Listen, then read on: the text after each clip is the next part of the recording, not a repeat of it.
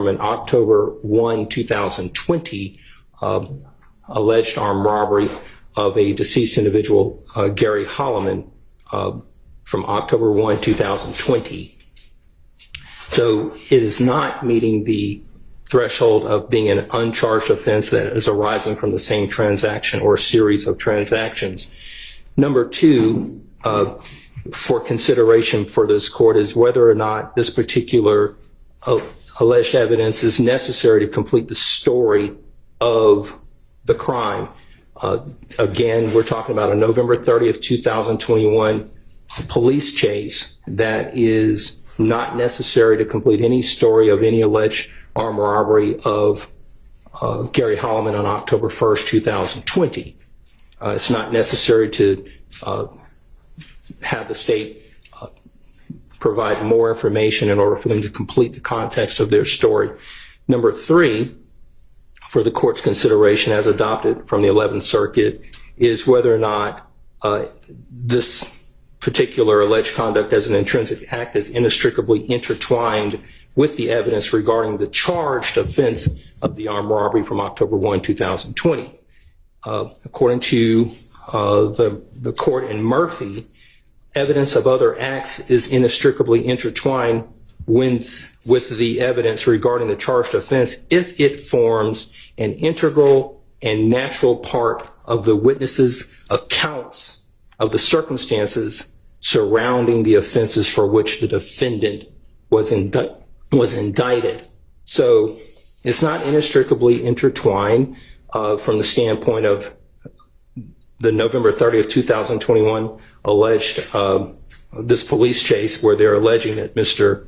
Huey was involved in this police chase. There's nothing about the October 1, 2020 case that involves a particular vehicle that is supposed to be part of this police chase. So there's no connection there.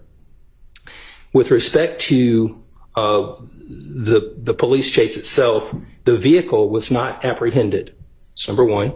The chase was ultimately called off. The identity of the driver on that day was never established through any apprehension. The vehicle eluded law enforcement.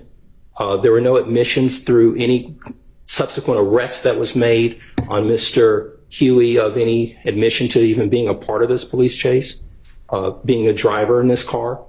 When you look at the video, there's no photos of Mr. Huey operating this particular vehicle.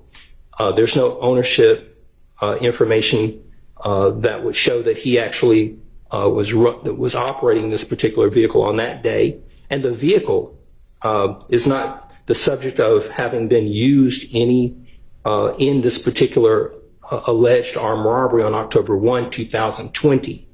So the vehicle is not a nexus to any of the charges. And so the vehicle would not make it necessary to complete the story of the alleged crime in this particular indictment.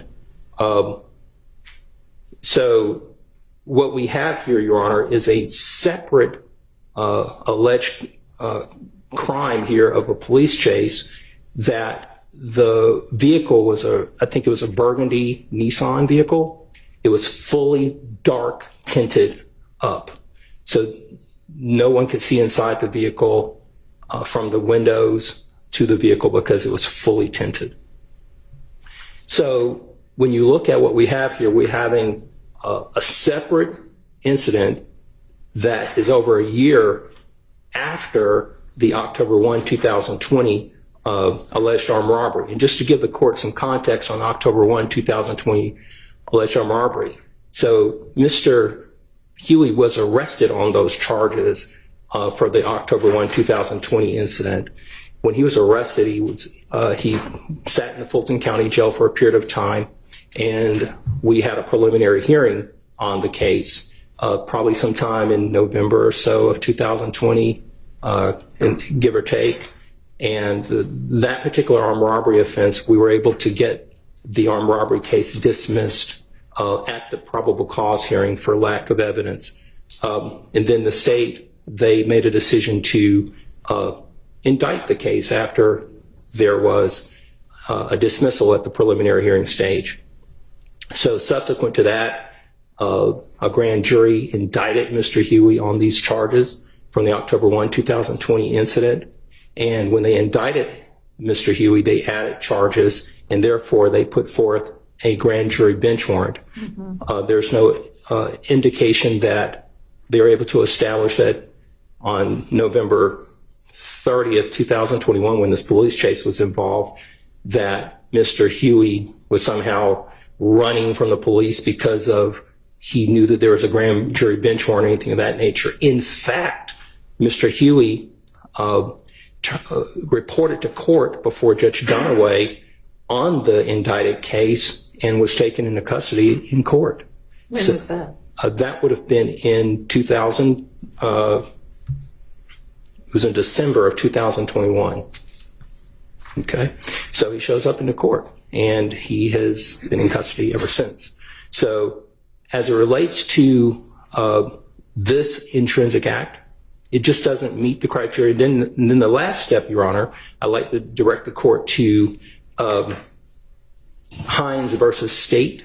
That's going to be 353 Georgia App 710. It's a 2020 case. So after the court does its analysis in terms of whether or not it is an intrinsic act that needs to be part of this case, the court then has to go to the next step of whether or not it survives a 403 analysis. In the Murphy court, the court stated that Murphy has not shown that this alleged deficiency prejudiced him, and that is his lawyer not objecting to certain evidence that was intrinsic coming in. So the Murphy court said, hey, listen, you have to show that you were prejudiced by this coming in. That was an effective assistance claim. That's Sure. a different kind of procedural stance than what you're talking about. Agreed, but I agree. What I'm asking the court to look at is if this court says, hey, look, I think that it is intrinsic, I do think that it somehow meets one of those thresholds, then the court will go to the next step of whether or not there should be a 403 analysis to determine whether it comes in. So with that being said, in Hines versus the State that I previously cited, there was an intrinsic act, and the intrinsic act was some information that came into to that trial concerning that particular defendant.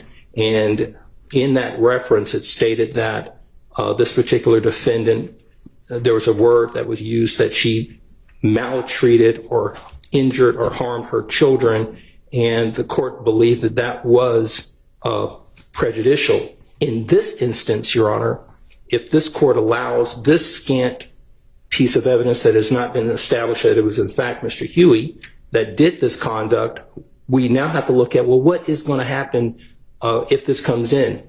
If you review this particular video, Your Honor, this police chase, you will hear in the on the radio inside the police car as they're driving on the radio, they're sending out this information. These are the things that are quoted. He has a history of running, and he has all these warrants. That's in the video. Put some stop stakes in front of him. That's number one. Number two, he's armed and dangerous, known to carry a gun. That's number two. Number three, do you know where he lives at? And then they talk about his address. So these are all prejudicial items that are going to come into evidence if this court allows this particular intrinsic conduct. And that would prejudice Mr. Huey immensely here, because these are things that are going to go to his character. It's going to go to propensity, and it's going to suggest that there's some type of consciousness of guilt. Let me ask you this. Sure. Is it possible that if I determine that this is intrinsic, that video could be played without the audio? I imagine they could potentially play it without the audio. But there, again, there are a number of hurdles here that I would submit that do not meet the threshold of coming in based upon those three items that are required. Right. So it doesn't meet 1, 2, or 3. It's over a year after the October 1, 2020 alleged armed robbery of Gary Holloman. This police chase occurred on November 30th, 2021. The vehicle was not apprehended. The chase was ultimately called off. The identity of the driver on the day was never established, even by a preponderance of the evidence, which would be, I think, the standard for these evidentiary issues to come in. It was called off. There are no admissions, no photos, heavily dark tinted windows. So that's my position, Your Honor. I don't believe that this one would pass the muster and the requirements to meet the Intrinsic Act's threshold. And then after that, we believe that it's prejudicial and should be kept out on that as well. Because as the court knows, when we're talking about the 403 analysis, it talks about and tells us and teaches us that we should not be allowing under 403 prejudicial items to come into trial that are scant. Okay, I understand the argument. Let's hear from the state. And I appreciate you bringing to my attention that the chase was over a year afterwards and the circumstances of that. And I know that in the state's filing from November of 2023, they have the date. So I'm not meaning to suggest that they were trying to pull anything over. We kind of ran through that real fast yesterday and, just kind of talked about a fleeing that was after the armed robbery that's an overt act. And I just kind of was thinking in my mind without looking at all of the words, oh, okay, this is at the same time. So thank you. You're welcome, Judge. Good afternoon, Your Honor. Hello. The state believes that this should be admitted as an intrinsic act. Just a few things for dates, Your Honor. So the preliminary hearing for the original armed robbery was actually in August of 2021. It was August 24th, 2021. At that point, the judge reserved her ruling and ruled either the next day or subsequently and dismissed the charges. Then in November of 2021 is when the state indicted the case. So November 8th, 2021 is when the case was indicted with additional charges and the grand jury warrants were taken out on November 15th, 2021. This chase actually occurs on November 30th, 2021, so about 15 days after the grand jury warrants were issued in this case. And Your Honor, on November 30th, 2021, Investigator Flores was actually conducting surveillance on Mr. Huey. So the notion that the police or law enforcement did not know who Mr. Huey was, they did know who he was. They were conducting surveillance on him and watched him enter into the vehicle, so they knew who he was once he entered into the vehicle. They tried to initially blue light him and pull him over. But Was he driving? I mean, did they see him get into the driver's seat? He was driving. He was the only person in the vehicle. Uh-huh. They attempted to blue light him and pull him over. At that point, he took off and he, amongst other traffic offenses, went to the wrong side of traffic. They were then able to get the Phoenix air unit up to follow him. And the reason why the chase was called off, Your Honor, is because Mr. Huey drove in restricted airspace. So the Phoenix unit could no longer watch the vehicle because he was near the airport. Mm-hmm. And so they could not go any further. So they had to pull back and could not keep eyes on him. So that is why the chase was. Okay. Well, let me ask you this. So, I mean, you have evidence that it was Huey who got into the vehicle and who was driving the vehicle and that he fled when he was blue lighted. Do you have any evidence that he knew that the reason well, two questions. Was the reason they blue lighted him because they were about to arrest him on the grand jury warrant? And do you have evidence that he knew that, such that it would arguably be intrinsic to this charged armed robbery? To answer question number one, yes, they were going to stop him based on the grand jury warrant. As to question number two,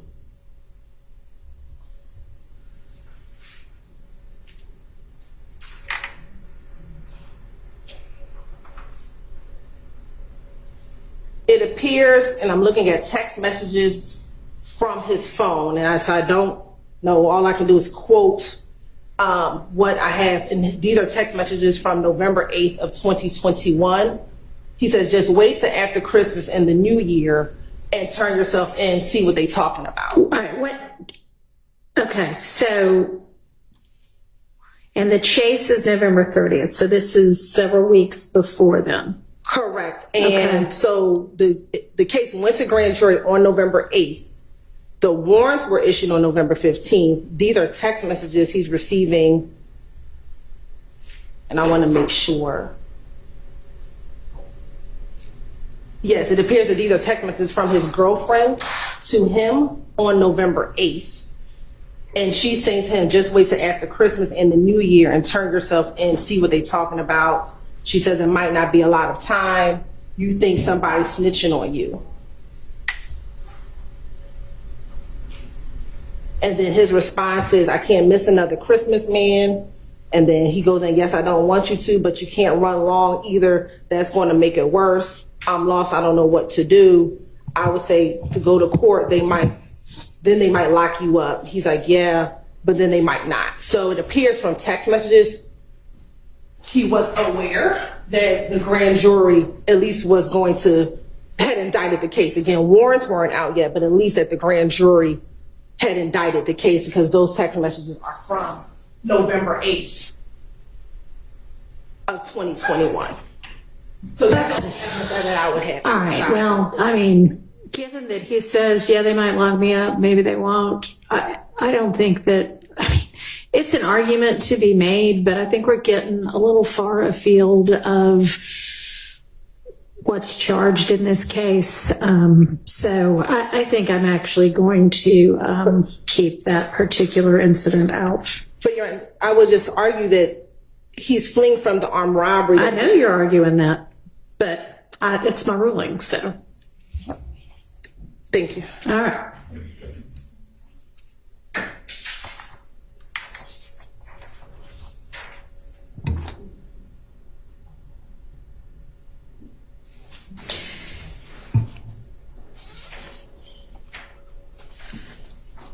All right, and with regard to the two kind of post-indictment intrinsic acts, or arguably intrinsic acts, the stabbing in the jail and the exchange of the Percocet, I've watched the video now about the Percocet. I mean, I think that the state's rendition of what occurred is, pretty much on point. I can't hear what any deputy says, but, I don't think that there was anything particularly off about how they described what happened. I mean, I see what happens on the video. I've looked at some further case law, and I mean, how soon do y'all need to know what my ruling is on that? Because I'm kind of having the same thoughts about if we're talking about,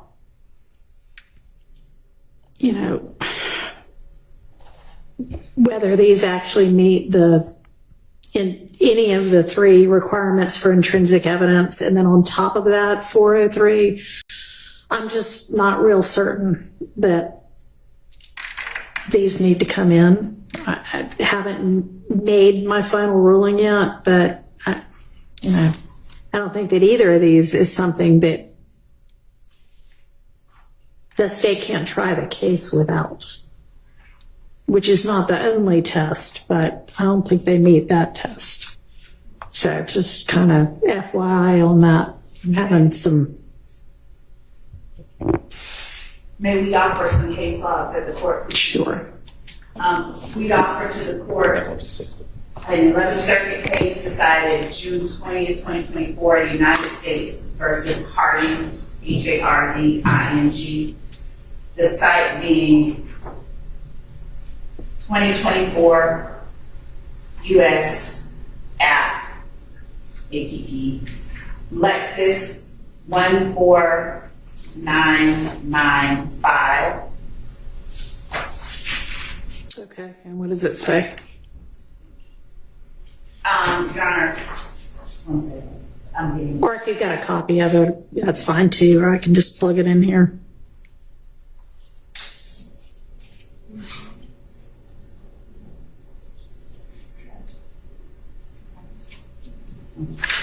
And Harding, we do have a copy of it. We just submitted it to the court. And it's just standing for the proposition generally that an act that occurs after the indictment can be included. Yeah, okay. No, I've found my own cases that say that. Yeah, that's clear. It's not, post-indictment does not bar it from being an intrinsic act. That law is pretty clear. Right, Judge, and if I may, just very briefly, let me stand up. That's all right. I mean, I got it. It's just... I guess going back to the court's question in regards to how soon we need an answer from you in regards to that.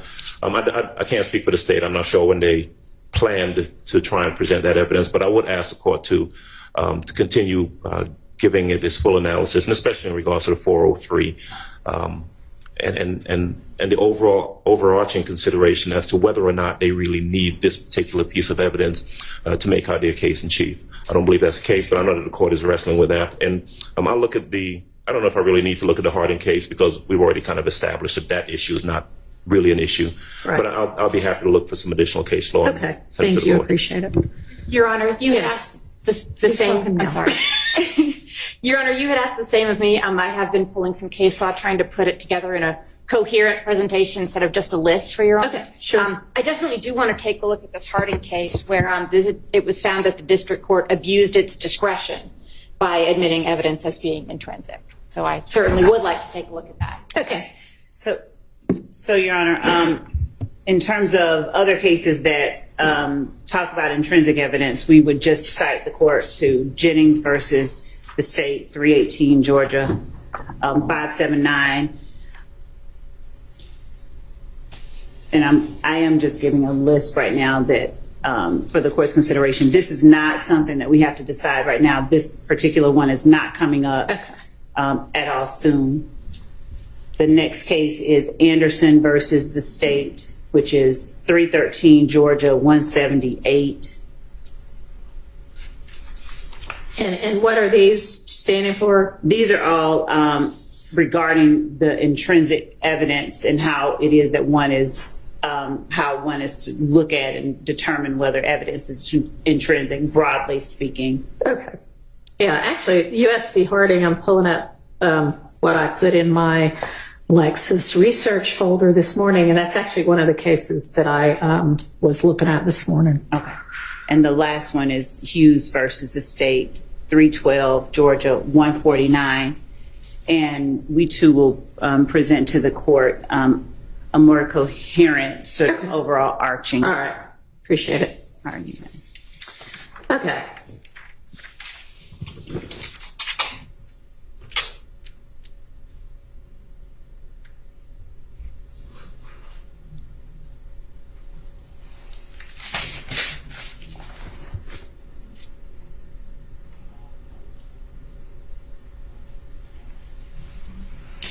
All right, so where do we want to turn now? What are y'all ready to talk about? So, Judge, if the court likes, we have reviewed we haven't discussed it with Mr. Williams' counsel, but we've reviewed and looked over the Bruton motion redactions.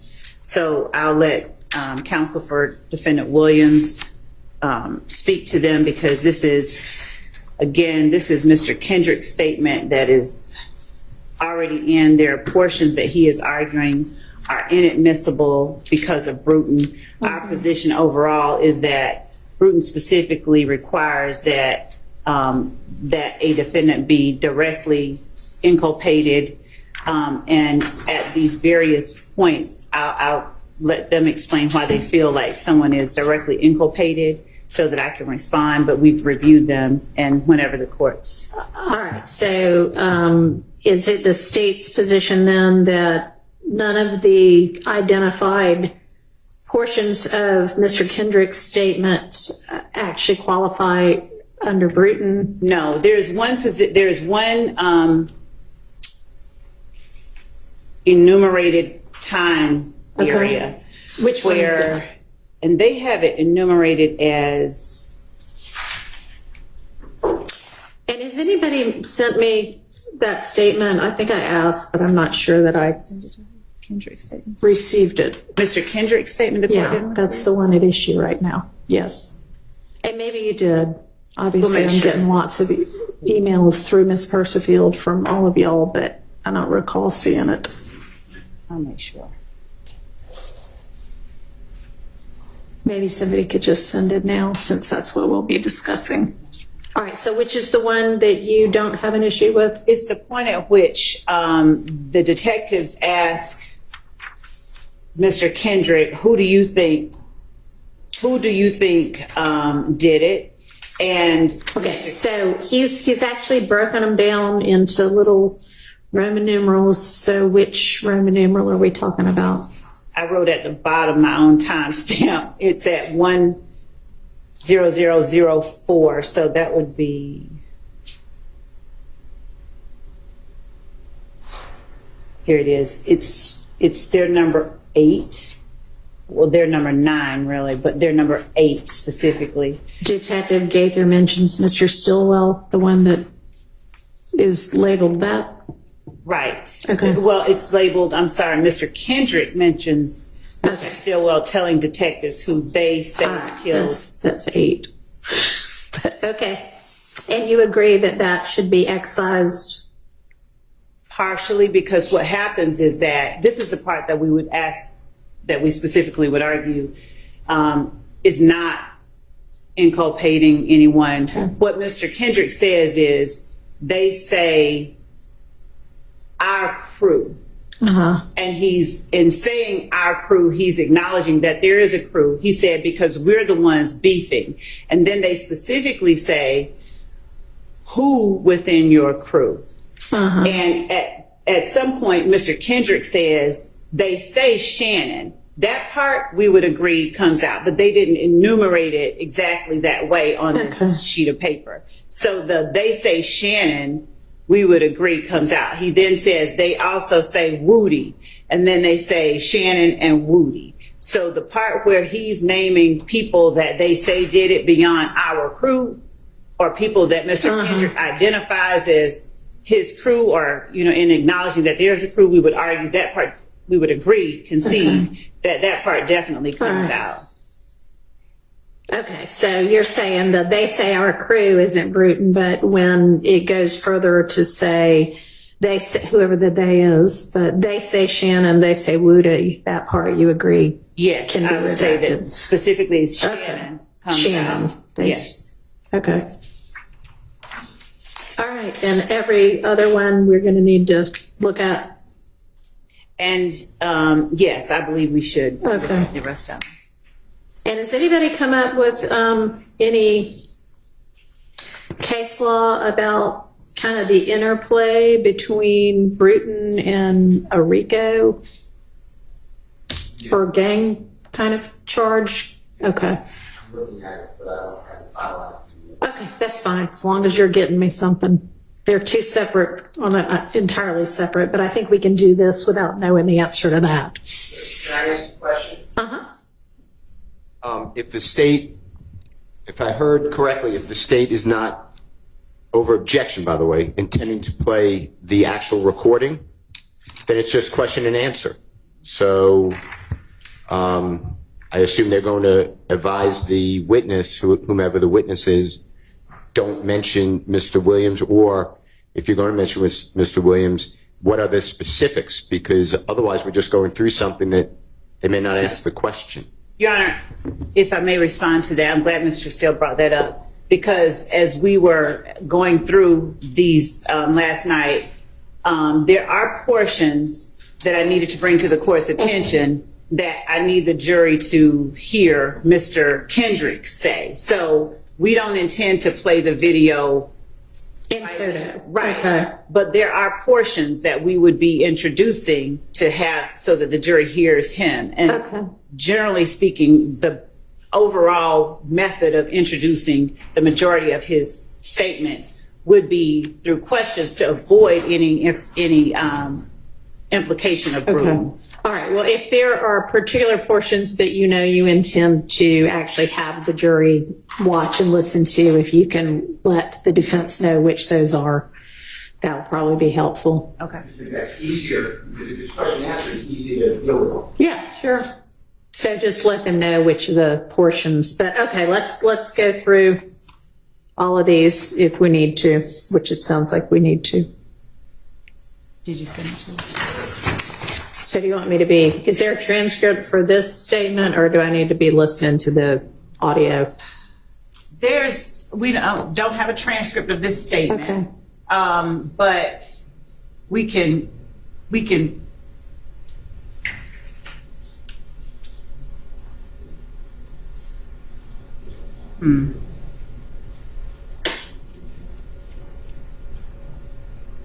I don't know how they want to do this. Since the defense has timestamps on it that are different than what we have, I think they may have downloaded it into an MP4 format, so it may be easier for them to play it from their format because I have a specific time. And Sure. Mr. Steele, would you be able to play the video or the portions of the video that you want to litigate for us here so that I can know exactly what that says? I think so. Okay, that'd be great. Okay, Yeah. sure. Can I just bring up another concern on this subject? The concerns aren't limited to Bruton. I still we're talking about playing a tape where Mr. Kendrick says that other people are saying, he's not saying anything that he knows, he's not telling on anyone, but he's saying other people are saying that our crew and Shannon and Woody, and they're talking about taking Shannon's name out of it, which of course I'm in favor of, but I'm not even... Yeah, no, I agree. That's a little weird that the state's evidence would be, well, I mean, here's what the rumor on the street is. Right. So I bet Ms. Rilla was going to say we're not intending to elicit that.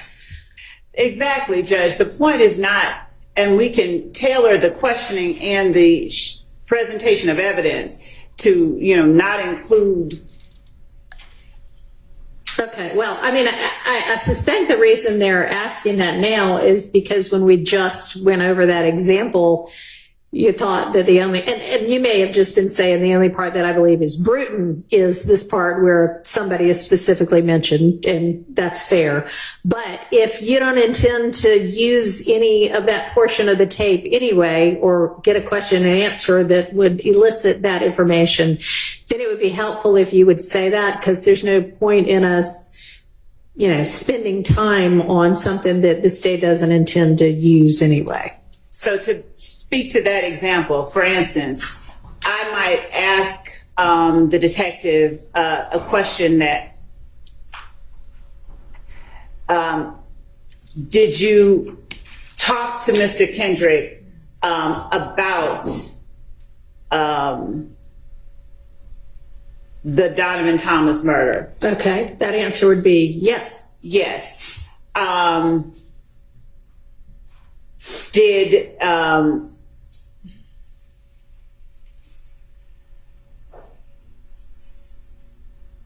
generally speaking, what? Let me ask you this. Do you think that it's relevant for the jury to hear that, Mr. Kendrick said, well, here's what the story on the street is right now?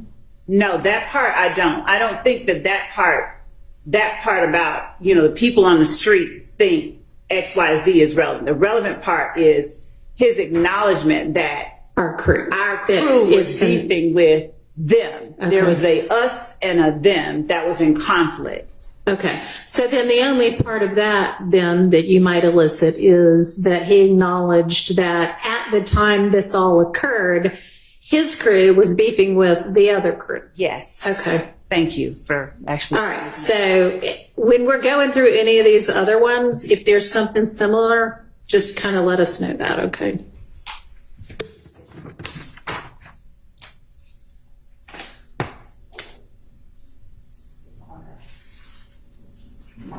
And Judge, we've just now sent to the court, we're sending to the court the October 6, 2015 interview. Does the court need the evidence reviewer player sent to it again? So, no, I don't think so. But if we're going to go by Mr. Steele's playing of it that has his timestamps, I guess I'll just watch that on Zoom.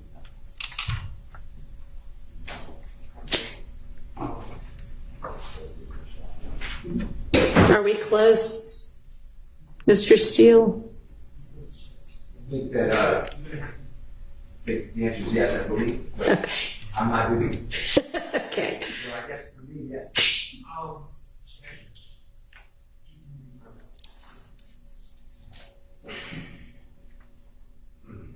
And I don't want to belabor unnecessary points. We are looking at it, and I was looking at this for the purpose of Bruton. Right. Sure.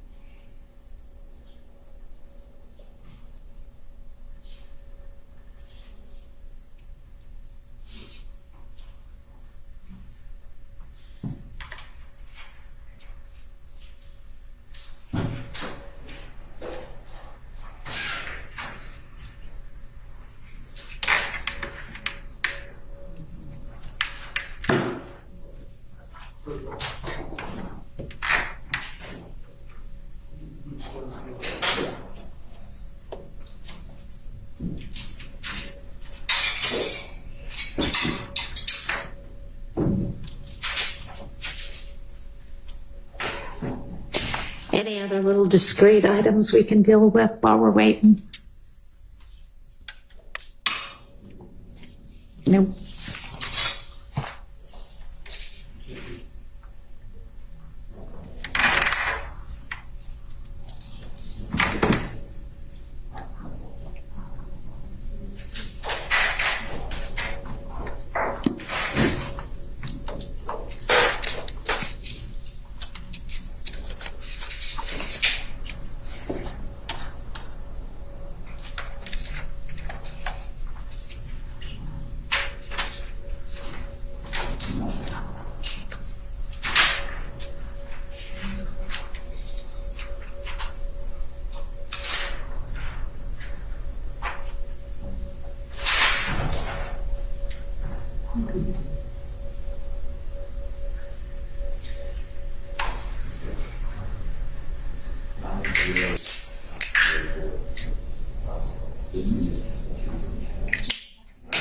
Your Honor, we could look at the operation planner's PowerPoint, or that might be too long.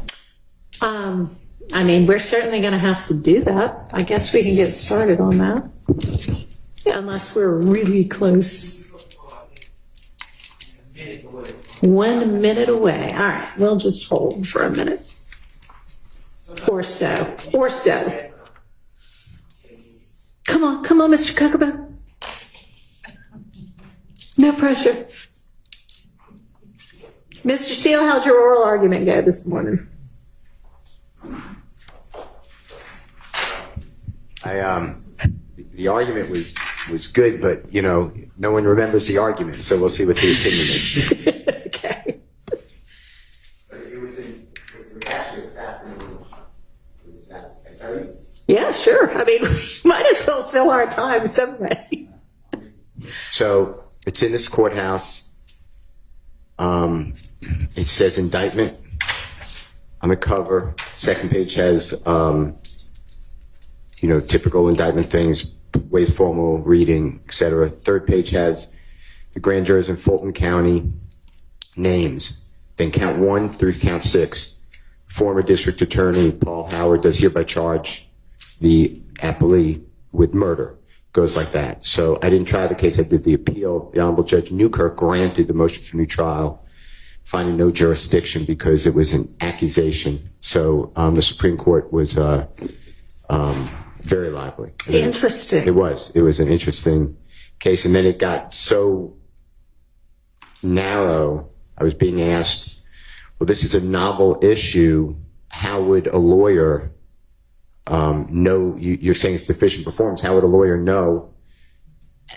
Yeah, I'm like, well, if I know, then anybody could know because I'm not that deep. So that's what I said. But it was fascinating. It was intellectually stimulating. Interesting. And thank you for letting me attend. Absolutely.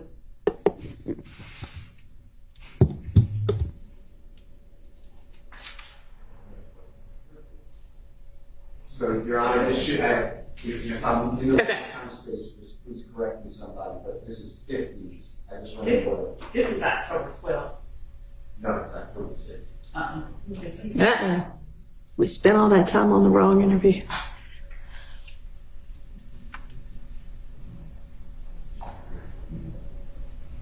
All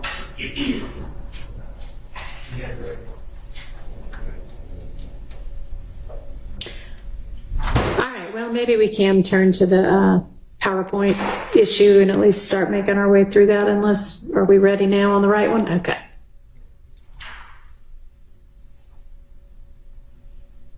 So we want October 6th, is that right? That's correct. Okay.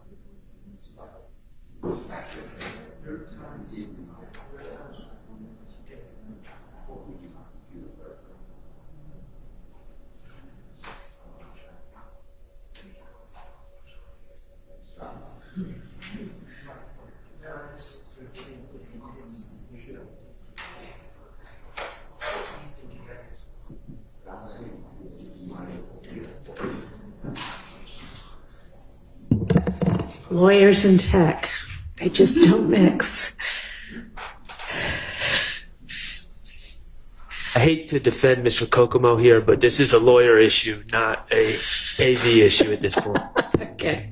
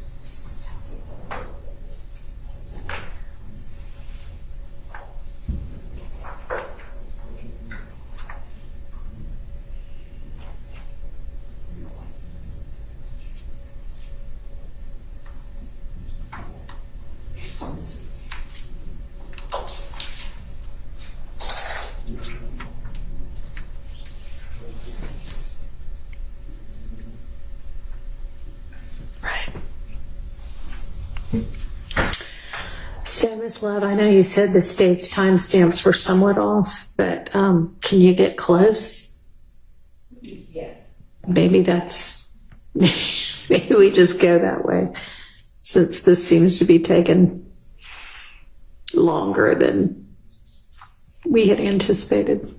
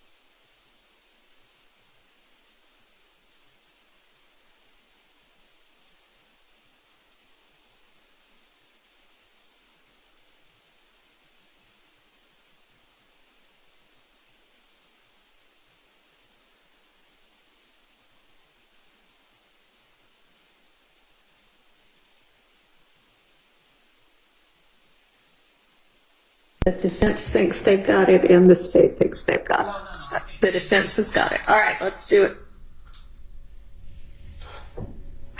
it. Yes. Just to avoid the inevitable confusion, the numbers, the times that we are giving is based on the MP4 that was made from the evidence reviewer. So, and we can figure out how to convert that. But the 50 minutes, for instance, is not going to be 50 minutes on evidence reviewer. Okay. All right. Well, thankfully, we've got the kind of general subject matter listed as well, so that'll help us. You want this marked? I assume we have to have this marked somehow. We can put it on a thumb drive. What we're playing now? Yeah, but in case God forbid there's an appeal, do you want just to know what we were looking at since we were saying 50, and we could do that? Sure. Yeah, that's probably the easiest way to do it. So I guess this is the hearing on Mr. Williams' Bruton motion. Can we call the exhibit that? Yeah. We'll give it to Ms. Winfrey if the state wants to see it. That exhibit, we can probably. Yes. So this will just be Defense Exhibit 1 to the Williams Bruton motion concerning Mr. Kendrick's statements.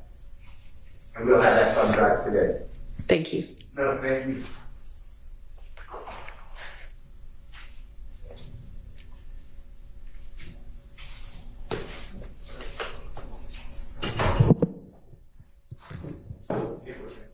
Like, is there any other people you associate with? Anybody particularly you can think of? Oh, man, of course, that ain't no question, but it ain't, like, it's not a whole notice, like, it's like my rep pump. Like, we do a show, he help me out. He said, like, he bring me on to the show, just help me, just fail for.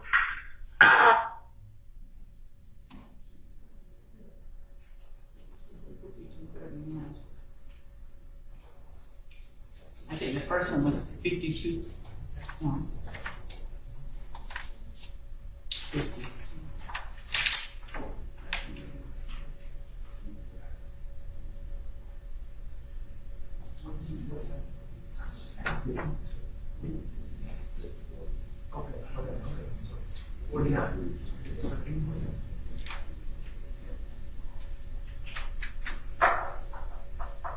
Your Honor, we're going to start at 49 minutes. Okay. And it should be Detective Gaither saying,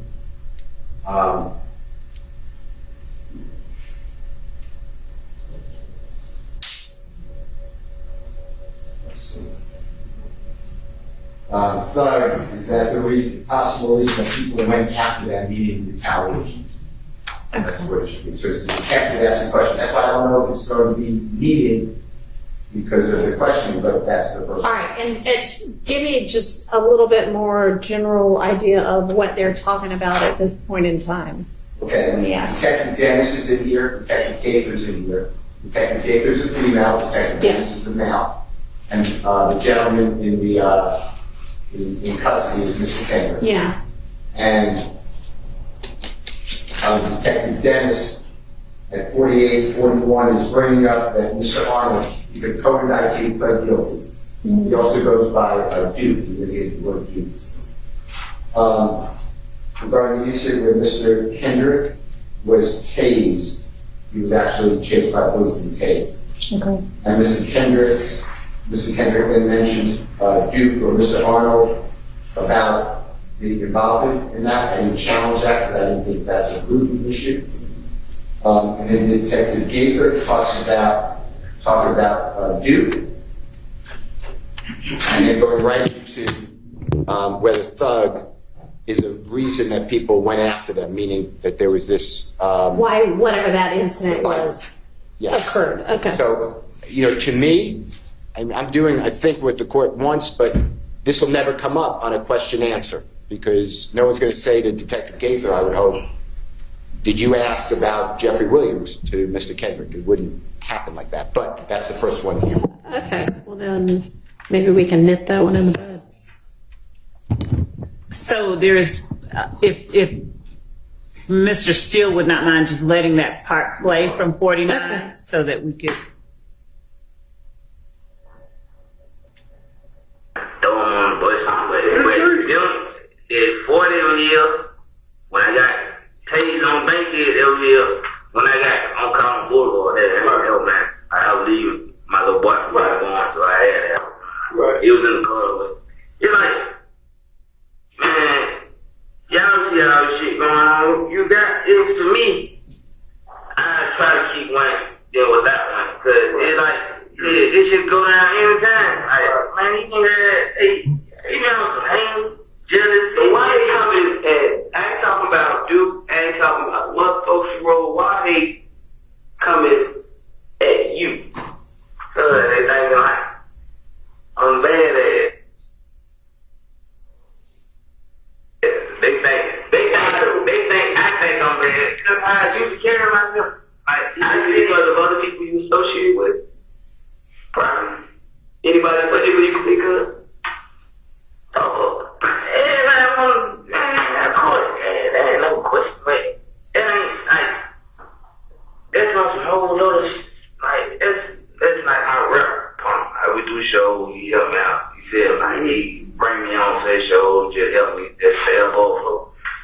I don't know why, would you feel like I took your part, your spot? A lot of people feel like, a lot of people feel like I took their spot, you know what I'm saying? But it's not, I don't get around on even try to take on these, I'm a brother, man. I got whatever I got going on, we was just spot. Yeah, ain't nobody, he was grown, bro, got spot. Right. Grown man, man, who had all these, man, like that. So, like, but then when somebody had to tell me, like, bro, you know these folks, right, feel like you take their spot. Right. I had to think about it, look at it from other people's perspective. I hope that may be what it is. Yeah, but everybody. Okay. So, Your Honor, there's no part that I hear Mr. Williams' name mentioned in there. I didn't hear Thug or Mr. Williams' name mentioned, so I don't. Okay. Well, let's just ask it this way. Do you have any intention of who's this coming in through? There would be either Detective Thorpe, probably Detective Thorpe later on. Is he even in this He's interview? right there in front of you. He's the one who read Miranda. To the left. Oh, okay. I thought you had said Dennis and Gaither. Dennis and Gaither are sitting in front of Mr. Kendrick. And Detective Thorpe is his also right. in there. He Okay. is. All right. There are three. So, I mean, you're not going to ask Detective Thorpe if Gaither asked if Williams was a reason why. No.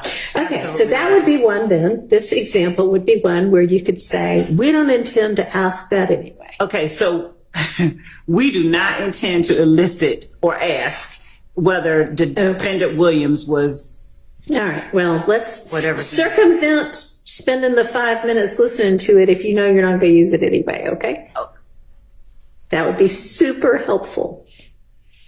Okay, next. But so when, again, this is one of those them, us, we, them situations. It is simply not one of those situations where we would be saying, you know, are they coming after y'all because of Thug? Are they coming after you because of we wouldn't be eliciting anything about another defendant. But if Mr. Kendrick is talking about a us and a them, like he is in this circumstance, they want to take my spot, things like that, then we would be putting that in. The reason I was saying we're looking at it in terms of Bruton is because if he's not talking about a defendant and he's not saying that person's name and inculpating him, then it's something that we will likely use. If there's a point at which I know that I'm just not going to even touch it, I'll do as the court has instructed, though. If, you know, and say, no, I wasn't even going to ask that anyway. It doesn't do us any good. Okay, so then what I hear you saying is that while you're not going to elicit that somebody asked if Mr. Williams or Thug might be a reason people are after them, you would maybe ask about some part of Mr. Kendrick's answer there, which said something about whoever they is, wanting to take my spot. Yes. Okay. And that we contend is not Bruton. That would not be Bruton. Okay. Next. 5239, and it should be Detective Dennis speaking. And he talks about Mr. Shannon Stillwell. He calls him Shannon. Okay. And then you know, you wouldn't be able to mention Mr. Stillwell. Is there some part of this little bit? Go ahead. I'm sorry. Go ahead. So he does not say that Mr. Stillwell bought the gun. He does not say anything that directly inculpates Mr. Stillwell. And my understanding is that Bruton does not prohibit the mentioning of... Let me just hear it. I see this is the way it's going to go. We are playing from 5214.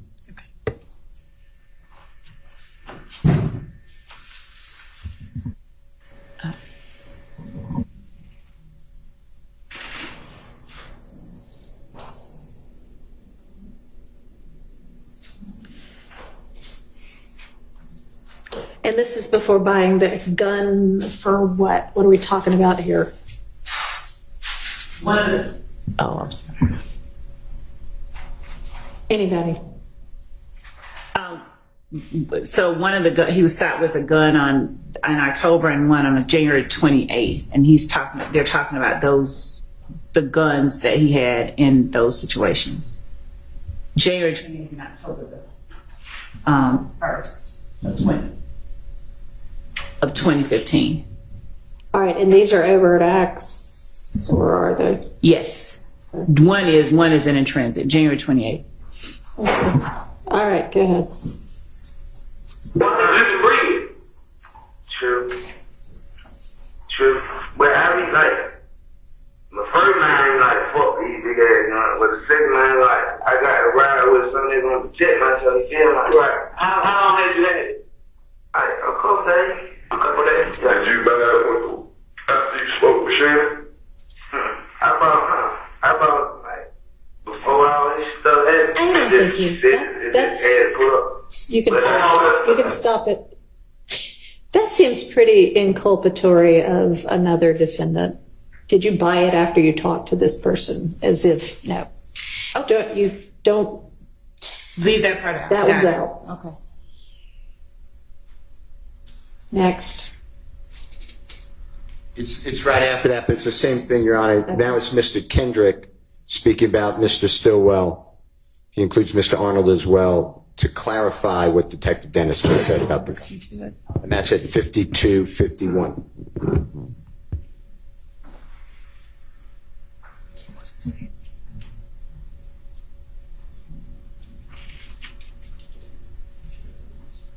And Judge, just to go back just a bit, he wasn't saying that Shannon told him to buy the gun. He was orienting Mr. Kendrick as to a conversation with Shannon. It wasn't saying that Shannon tell you to buy the gun.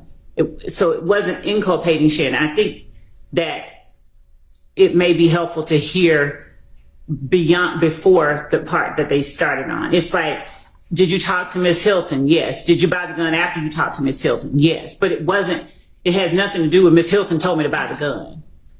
Well, I mean, unless you can make it really clear that all that's doing is orienting him in time to something, but to have the question be in front of the jury that is, okay, you had this gun that you got in trouble for. Did you buy it after you talked to one of your co-defendants? Okay. Just seems too Bruton-ish to me to permit this. And the state ought to want to try a clean case. We do. So that's fine. We don't. That would not be clean. Okay. Go ahead. Next one.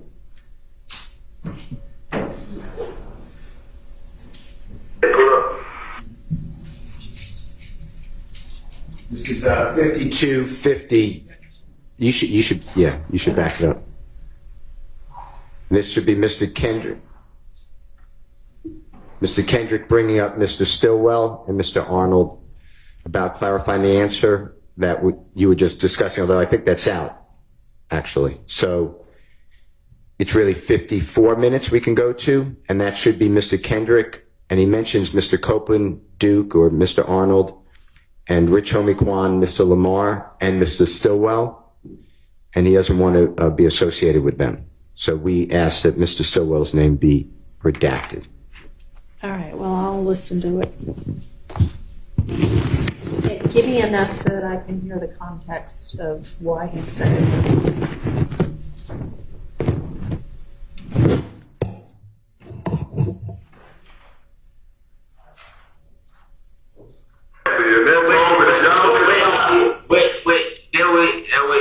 See, that's why I be a man. That's why I fuck up it. I don't really be. I be on more of a defense. It's like if I wouldn't got that call, I would stay asleep. Right? It show you that though. Like I'm so much of a good partner and friend. That way it hurt me. You know what I'm saying? Yeah. Well, I mean shit. This like this.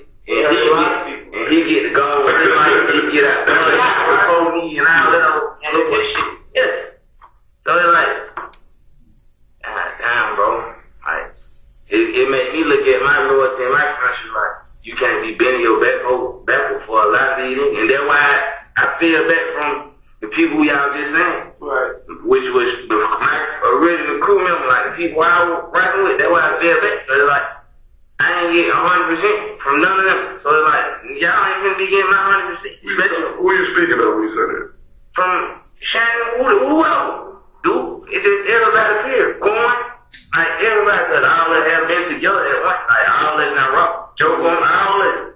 So like, once I figured out, I was like, I don't want no part of it. Feel like, so it's like, what are you gonna? All right, I mean, he says some about being regular crew members and not getting 100% from them and then saying them by name. I think that's a Bruton issue. So, would you understand if you do intend to ask about this? Would I have to mention Shannon's name? Correct. Okay. All right. The next one, Your Honor, should be around 58:10, and of course, they'll announce the time to orient. But this is now Detective Dennis's voice, who's mentioned Mr. Stillwell swung first outside a club Crucial. That's the fight that you've been hearing about on the 6th day of January 2015. Well, I might not even need to hear that one. Your Honor, just before we go to that one, I just want to make clear, Mr. Stillwell's name is the only one that is on trial that Mr. Kendrick mentions at the last little clip. Mr. Copeland, Mr. Arnold, Mr. Lamar, they have those names listed in their motion. I'm sure they don't intend that is a Bruton violation. They're not on trial. So we would believe that it's okay to mention those names. But does the defense want to be heard at all on that, or what your position is on that? I'm still researching, Your Honor, like a. How did y'all redact this indictment? We've been asking for that to be redacted. It's been denied. Well, what got read to the jury at the beginning? Everything except, I think, Overt Act 26 maybe was redacted, maybe 2 overt acts, but I have to check my notes on which ones. Otherwise, the entirety of the indictment was read to the jury. Including the names of all of the co-defendants that are not on trial? Yes. Every one of them. Your Honor, at the time, they were on trial. So severance happened during the course. So when we first had the indictment read, it was more than just the 6 that are Was present it in the all, court. whatever, 19 of them? With the exception of maybe the ones that hadn't yet been apprehended. Yeah, so everyone was here except for. And everybody at that point in time was on trial together? Yeah. Okay. I mean, it's been a long time. Except for the ones that pled and a few that were not apprehended, yes. The ones that had not had attorneys, Mr. Garlington, and some that had not been apprehended. So I think 6 that weren't. So Mr. Kitchens is indicted. He pled guilty around Thanksgiving of 2023. The jury first came upon us January 4th, 2023. So I made a mistake. Mr. Kitchens pled guilty under Alford in November of 2022. Mr. Arnold did the same. Mr. Sumlin did the same. Mr. Stevens did the same. Mr. Murphy did the same. Mr. Sledge did the same. Thank you. And I should look at the indictment for more. Mr. Garlington never had a lawyer, so he was already removed. Mr. Wani Lee pled guilty around the same time. What was that last one? Mr. Wani Lee, L-E-E, and Wani is W-U-N-N-I-E. So, the state, I'm sure it was a miscalculation, but these people were all included in everything in the indictment, but were not on trial before the veneer panel was first put upon us. And if I left somebody out, Mr. Eppinger was with us for jury selection, then he got, something happened, and he got removed after that, so he was in a different category. Mr. Blaylock pled guilty after the veneer panel. Mr. Blaylock has not pled guilty. Mr. Blaylock was severed as well. So I believe I said everyone who had not pled and not been arrested was present. So there were individuals who were severed subsequently. So Mr. Blaylock was severed after the jury was impaneled. That's true. Mr. Dorsey was severed. Ms. Eppinger was severed. Mr. Mender was severed after the jury was impaneled. Right. So the people I mentioned pled before the veneer panel was read the indictment. And I'll look at the indictment. There may be a couple more, but that's my memory.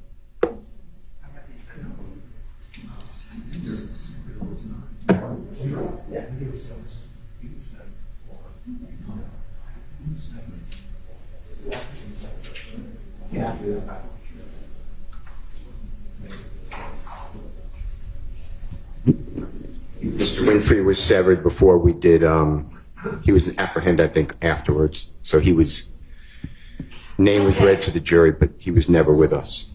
So if they had not pled and they had been arrested, they were all on trial. Yeah.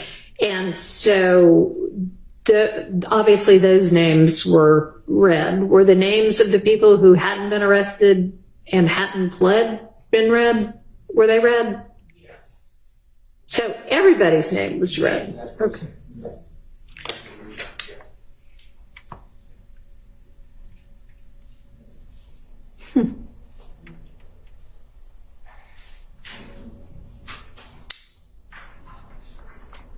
And I don't know if there were any counts of the was every count of the indictment read, even if it was only against somebody who had already pled? Yes, Your Honor, because I think it was pre-recorded, and so everything was read. I think is your question. Yes. Okay. Was there any objection to that? Yes. Okay. When the court says objection to that, and there's a yes, we get clarity, because on the yes. I mean, honestly, at this point, that'll be a motion for new trial issue if it gets to that stage. I'm just trying to figure out what this jury has heard. Y'all would not intend to send out an unredacted indictment if we get to deliberation, right? We had actually talked about redacting the indictment. I think we were. Okay. All right. Well, good. Because I don't think an unredacted one should go out. All right. Anyway, back to what we were doing. So I mean, the question was, with regard to people who are not on trial here now with these 6, is there any kind of objection to those people being mentioned? Yes, so I'm finding Bruton under conspiracy Yeah. and directly impact, and that's what I have to get to the. Okay. All right. Well, why don't we circle back on this one then? Because that, obviously, what the law is will determine what the answer is. So it's definitely out with regard to naming anybody on trial here other than Mr. Kendrick, but with regard to anybody else, TBD, depending upon what the law says about that. Yes, Your Honor. Okay. So y'all get the next one lined up and let me jot myself a note on that.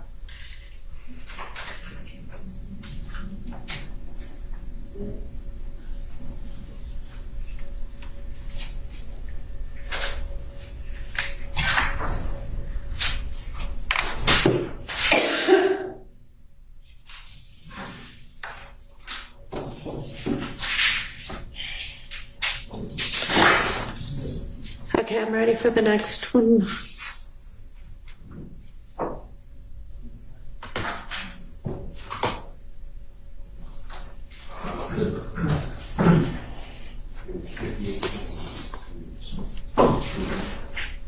A 10205, so Mr. Kokomo, you'll orient us earlier on what's going on here, Your Honor. Is,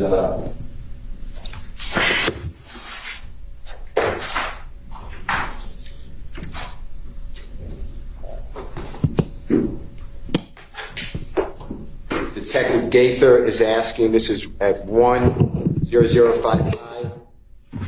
So then after Woody got jumped, you know who Woody is?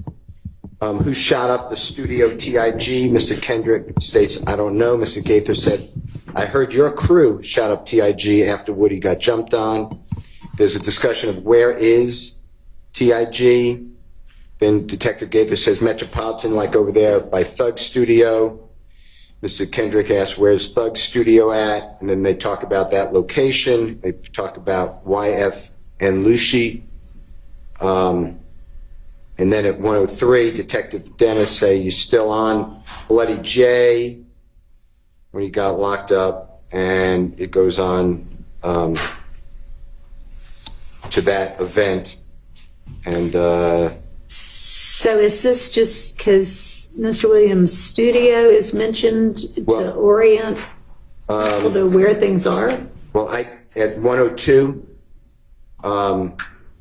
it's just about the studio, but I was targeting the RICO conspiracy. So I was targeting the,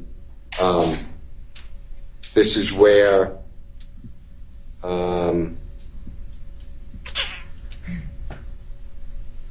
actually, I'll withdraw that because it does not mention, I apologize. All right, no problem. All right, number 105:19, 1:05:19, Detective Dennis mentions Mr. Williams' quote-unquote girl regarding a shooting, supposed shooting of that event. And that is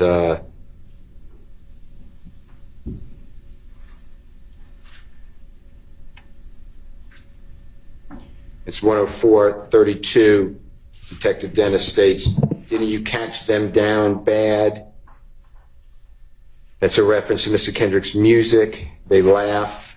it's a verse in a song. And then Detective Dennis says, so who shot up Thug's Girls event? Or did you hear about that? And Mr. Kendrick says, I don't know. That's my first time hearing about it, so I wanted that excluded. What's the response? That doesn't, number one, evidence of that has already come in through Dennis, but number two, that in no way inculpates Mr. Williams in anything because it references His him as girl being a victim. right. Okay, yeah, I mean, I don't think that's a Bruton issue. So my issue with that then would fall back on a different issue then. What's the point? The answer is, I don't know anything about it, so we're now just using So the now we have question. a relevance objection. Can we just? No, we'll do them all at the same time, so we don't. I don't have a problem not having him since he doesn't know anything about it. Keeping that part out. He did. He said, "I don't know Okay. about that. I don't have any problem keeping All that part right, out." thank you. Next is 108, 1:08:40. And this is the part you heard earlier that may be stipulated to. Mr. Kendrick mentions Mr. Stillwell telling detectives who, quote unquote, they. Right, and on that one, what would be permissible to ask about is that at around this time, They were beefing our crew were beefing with them. the other group, but not anything about the rumors or anything like that. So that one I think is clear. Okay. Next one. The next, Your Honor, will be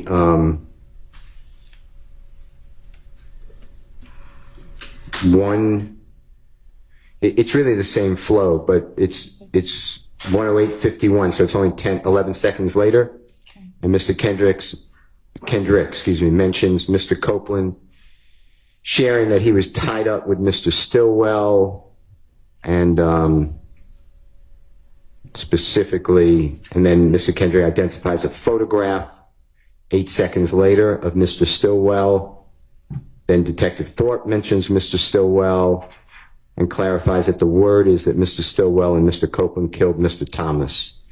And Mr. Kendrick speaks to that. We don't have any intent to bring that out. Any of that? Right. Okay. Okay. The next is 1:11:30.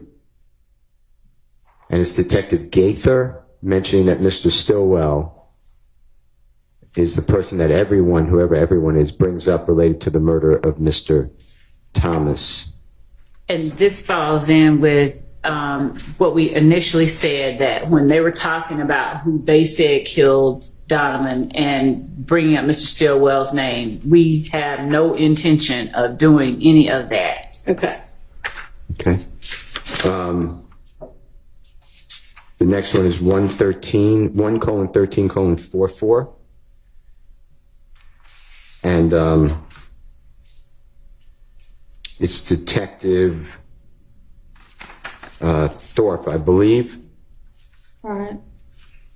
And he says, people talk to you in the city, all put you four involved in the murder of some kind. Mr. Kendrick denies it, says they are lying. Detective Gaither says, you think anybody going to tell the same story? Mr. Kendrick asked, what did they tell? Detective Gaither said, I heard you was in the car. Mr. Kendrick said, what car? Detective Gaither said, the Infinity rental from Thug. And then Mr. Kendrick said, no, I wasn't. Check whatever, my phone, whatever you want to check. And then Detective Gaither says, we did. It was said a whole lot. And then they go off on that. So I was objecting to Mr. Williams or Thug being mentioned. Your Honor, that whole, all of that colloquy is part and parcel of them talking about who people said killed Donovan Thomas. Anytime we're talking about any of these defendants being rumored to have killed Donovan Thomas, the state has no plans to get near that part. Now, Mr. Kendrick denying that he was in a rental by Mr. Williams, we would proffer that type of information because it would not inculpate Mr. Williams. Yeah, I agree with that. I mean, I think it's already in evidence that Mr. Williams rented an Infinity, right? Yes. And up for dispute whether that was involved or not. Right. But saying, the Infinity that he rented doesn't inculpate him directly. So that I would be okay with. I mean, I don't think there's a Bruton violation if you ask or get an answer that talks about the Infinity that Mr. Williams rented or that Thug rented. Okay. The next, and I'm skipping based upon what the state just said about that whole colloquy. Okay. So it would go to 1:18:31, and that's after 1:17:35. Mr. Kendrick reaffirms he has nothing to do with the murder of Mr. Thomas, and then at 1:18:25, Detective Gaither asks about NARD, NARD, and DUWOP, DUWOP, where they are now, and Mr. Kendrick explains he's almost questionably locked up, and then the target event, Your Honor, is Detective Gaither asked from January 10th until today, how many times do you think Shannon been locked up? We'd like that redacted. My apologies for leaving that out. I would not put that in. Okay. Okay. The next one. The part about Mr. Stillwell being locked up. The other part, yeah. Yeah. The next one is 1:21:25, Your Honor. And at that point, Mr. Kendrick had shared with the detectives that he went to Miami after January 10th. Detective Dennis asked who all went. The answer by Mr. Kendrick is everybody. Detective Gaither said, who is everybody? And then Mr. Kendrick starts naming little d, everybody, and then Detective Dennis points to the photograph of Shannon Stillwell. Mr. Kendrick says yes. He says yeah, actually, YEAH. Okay. So that's the part that we were taking out, the picture and the pointing. Well, This is just him saying, here's who all went to Miami. Yes, immediately That after doesn't the inculpate anybody directly in anything. It might be argued to be a part of the evidence, but that wouldn't be a Bruton violation. Okay, we're just raising objections then, if that's okay. When I say okay, I'm not waiving anything. I understand. Okay, I said okay, but thank you. Yeah. All right, the next one is going to be included. Did Thug went? Was a question by Detective Gaither. The answer is yes or yeah, so I assume it's the same ruling. Yeah. The next one, Your Honor, would be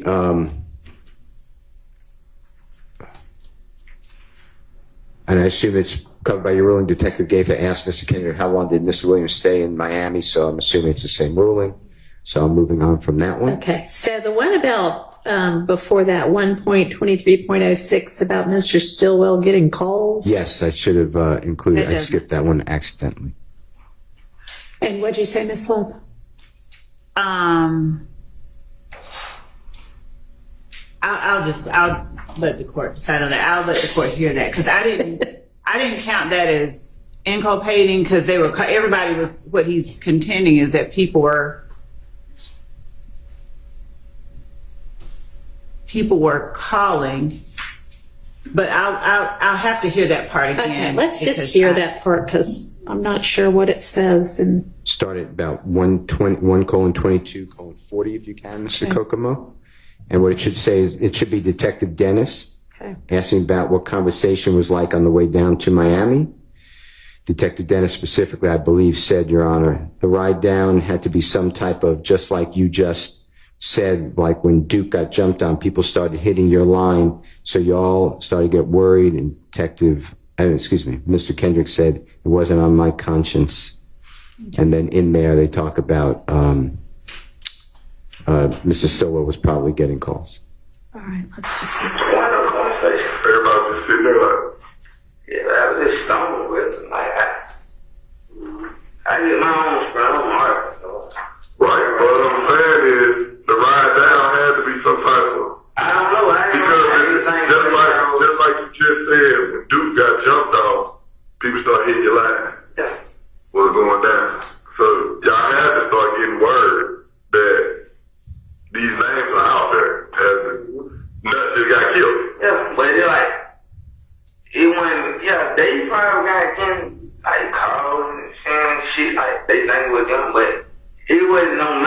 hundreds or what, folk want to call me.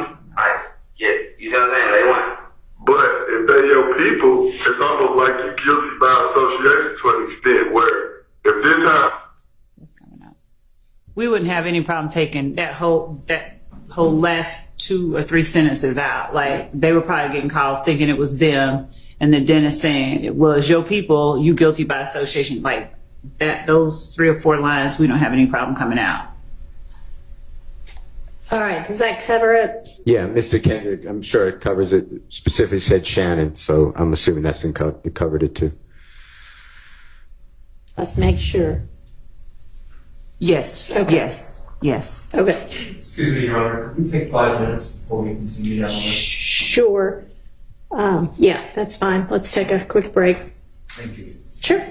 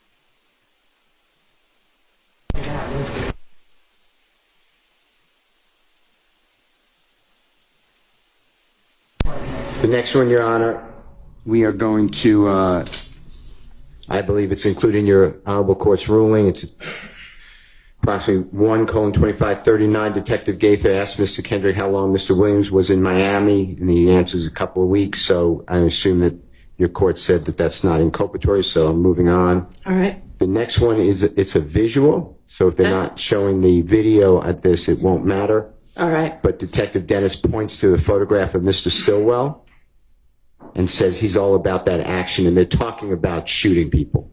They're talking about violence. So you may have to hear that, but and see it, but we would object to that. You're not going to use that?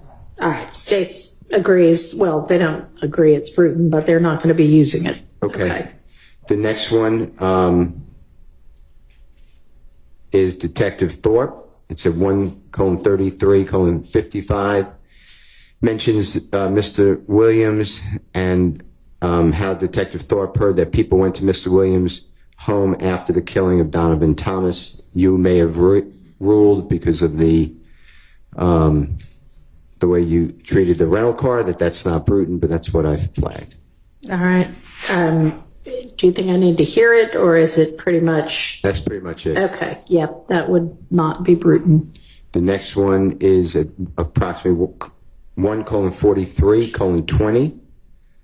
And I'm not so sure this is covered by Bruton, but Detective Gaither asked Mr. Stillwell if he drives a Volkswagen, but I flagged it. But if that's not directly inculpatory, I understand that. But that's what is said. Okay. And this is just, does Mr. Stillwell or his nickname drive a Volkswagen? Yeah. Yes. The next one is 1:47:18. Detective Gaither asks what was in its, I say Mr. Williams, but Thug's demeanor when he pulled up to the McDonald's, and Mr. Kendrick says he cannot speak on that, so I assume that that's not under this Honorable Court's ruling. Anything we deal with Bruton, so I'm moving on. Okay. And if I'm waiving something, No, you say no. You are correct in your assumption. And then the next one is 1:48:07. Detective Gaither asks, so that night, meaning the killing, you didn't meet up with Mr. Williams, and then asks the same for Mr. Stillwell based upon your Honorable Court's ruling. I believe that then we're going to skip, and if I'm wrong, please tell me I'm wrong. But Does what's the state's intention with regard to anything you might ask about that? Given his alibi, we would, well, I don't know we would probably be Asking that. Okay. Well, yeah. I mean, I think that would be okay. and then the next one is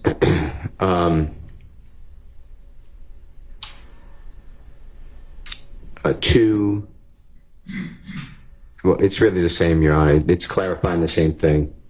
We didn't meet up with Mr. Williams or Thug and Mr. Stillwell, so Okay. that's it. Yeah, That would same. cover the entirety. Now, that's just for Bruton, but again, I will send to this Honorable Court, and there are cases on a RICO conspiracy, a conspiracy, and Bruton. Okay. I'll be on the lookout for that and the state's position on that also.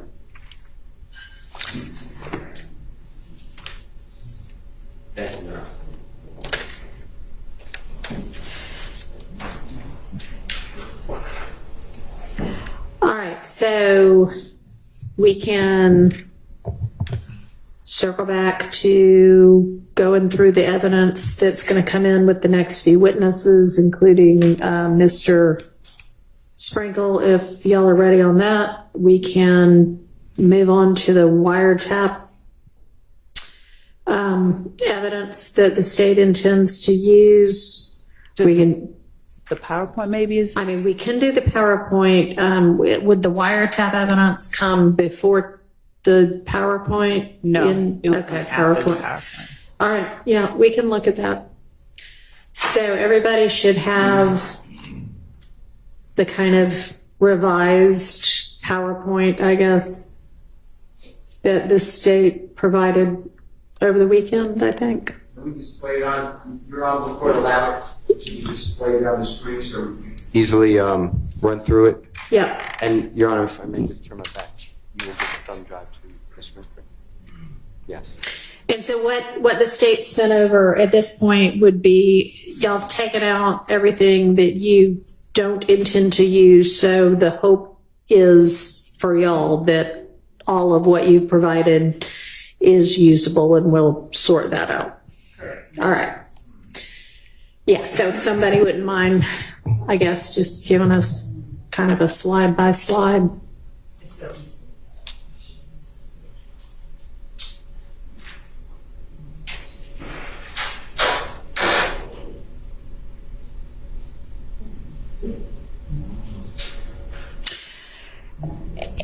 And I don't know that it needs to be displayed on Zoom as long as we're all looking at the same thing. That might be a better approach. So let's all just get our email that sent it over and open it up and look at the slides on our personal computers or laptops. They're looking at email Sunday at 9:15 p.m.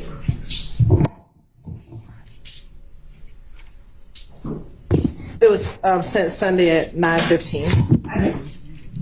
And was it a Dropbox link or was it an attachment? It was an attachment with a PDF. Okay, great.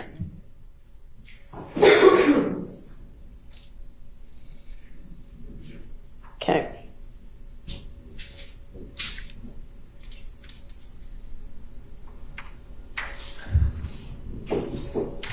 All right, is everybody ready? Everybody got it up?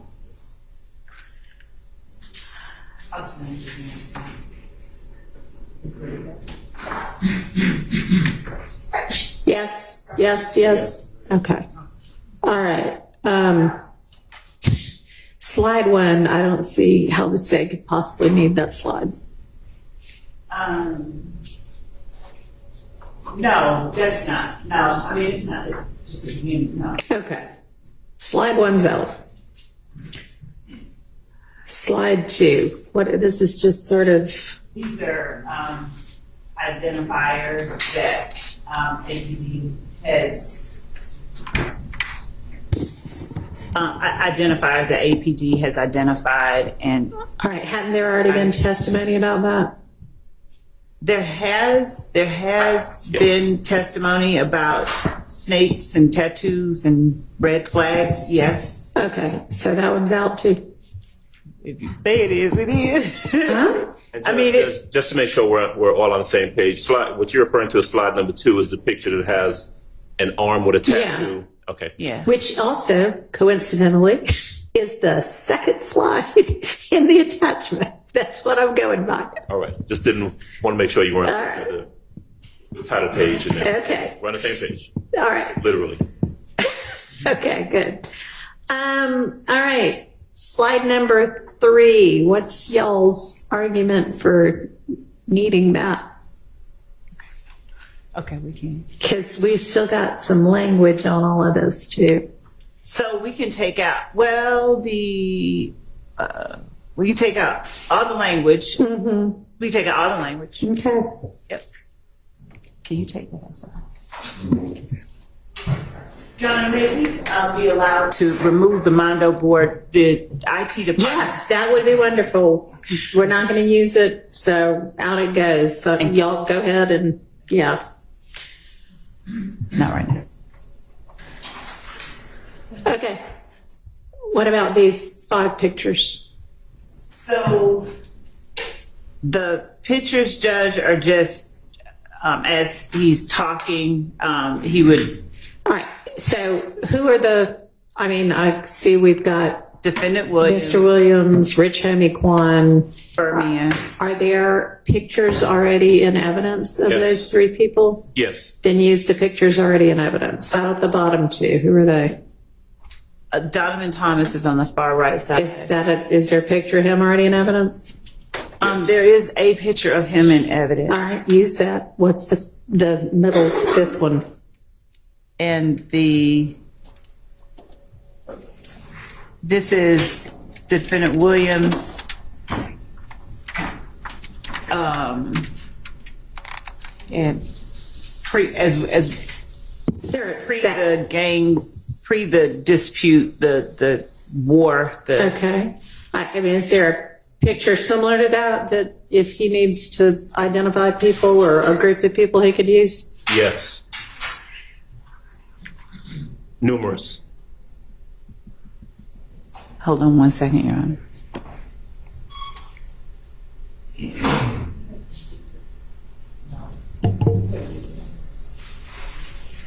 We have videos of the groups of All right, persons so you together. could do a still from a video. We Okay. can. All right. How about slide 4?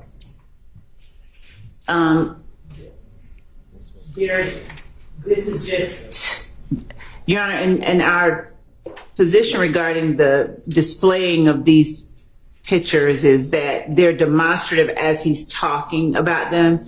Of course, they've seen Mr. Copeland for what feels like ever. So they sort of know who he is. They haven't seen as many pictures, just face shots of Mr. Watts. So they're not, we would just put forth that there's, Is there a picture of Mr. Watts in evidence? Yes, but there they're is. Does it look kind of similar to this? So the reason that we would ask that the PowerPoint photos be allowed to be kept in is they're demonstrative. These are clear face shots of who they are talking about. There's nothing that is inherently or substantially more prejudicial due to the cumulative nature of these photographs that would cause either defendant to be in danger of being convicted of something or on something other than proof of the crimes we have listed in the Are indictment. they going to, for some reason, be talking about Mr. Copeland and Mr. Watts together, that they're like, Yes. it's going to be crucial for the jury to see here's Copeland and here's Watts? Not crucial.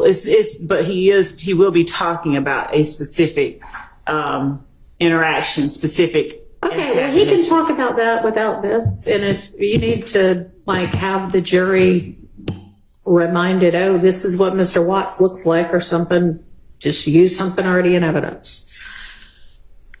All right, what's this picture of some fence? The gambling house that Do we have pictures already in evidence of that? knew. Okay, and this one's fine.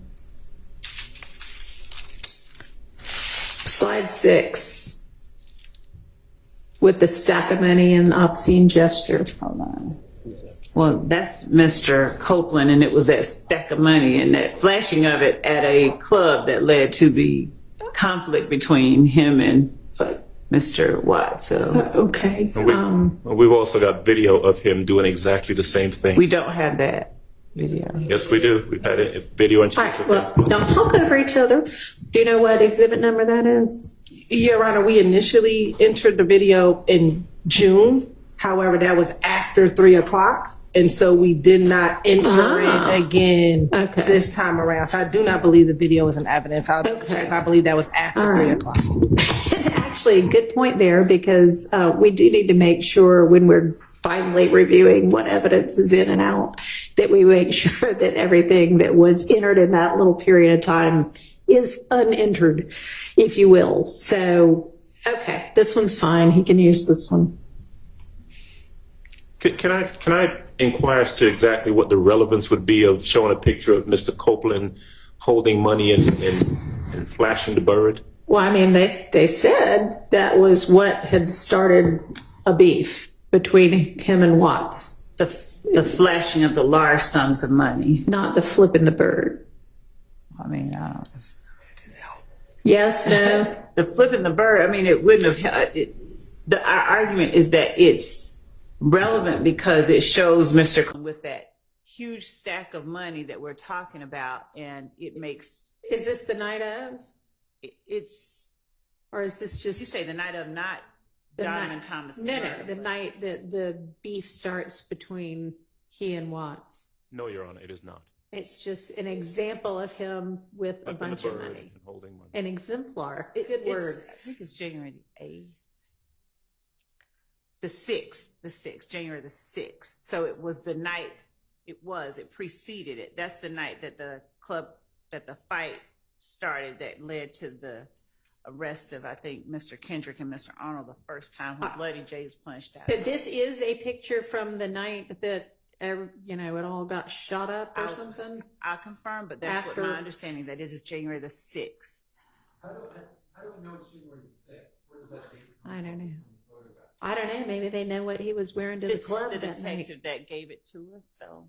My recollection is that he had different clothes on the night when he was flashing the money than he does in this particular picture. I do not believe. So do you have any kind of picture from that? I mean, if you can confirm it was that night, that's will. fine. Otherwise, it's just an example of, hey, Well, not just. here's what we mean about flashing money. No, the large amounts of money. Right. I think during the course of the interviews that the jury has heard, you hear them talking about a very, very large sum of money. Right. And, one might argue or wonder, what kind of money, how much money did he have access to that kind of money? Him having a stack of money like this. I mean, it could have all been ones, but even ones would have been a lot. I mean, I'm just saying. So, the relevance bar is, of course, as the court knows, is a low bar, and the fact that he's sitting there with that. Okay. Well, he also is flashing the bird, though, or flipping the bird. So that's a little bit offensive, I'm sure, to some of the jurors. So maybe there's why don't you find out whether A, this is that night, and B, if there's some other photo already in evidence with him with large stacks of money, okay? So we'll revisit that when we've got some more info.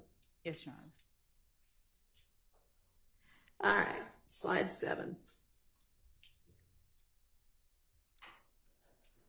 This just shows a couple of the, the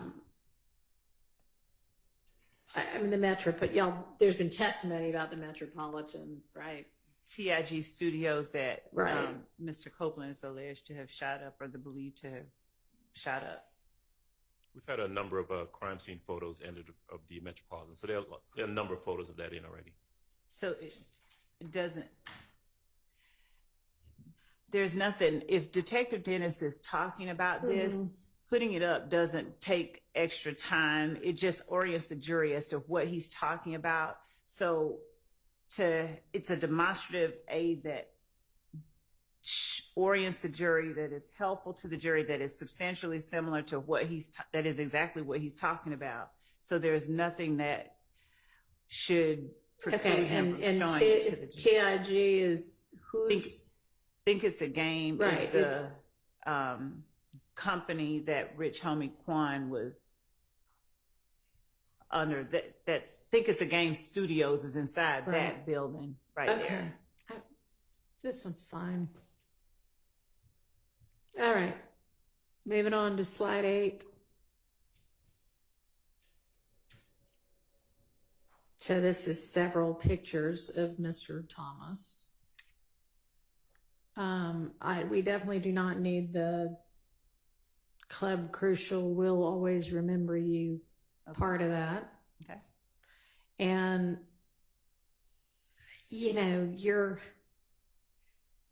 the language about whether he's a high-ranking member of a rival gang, I mean, It can come out. thank you. But I know it's asserted that he is, but this sets it forth like yes. fact, and that's for the jury to determine. Yes, John. I'm just trying to X over everything. Okay, so, Did you have something? I mean,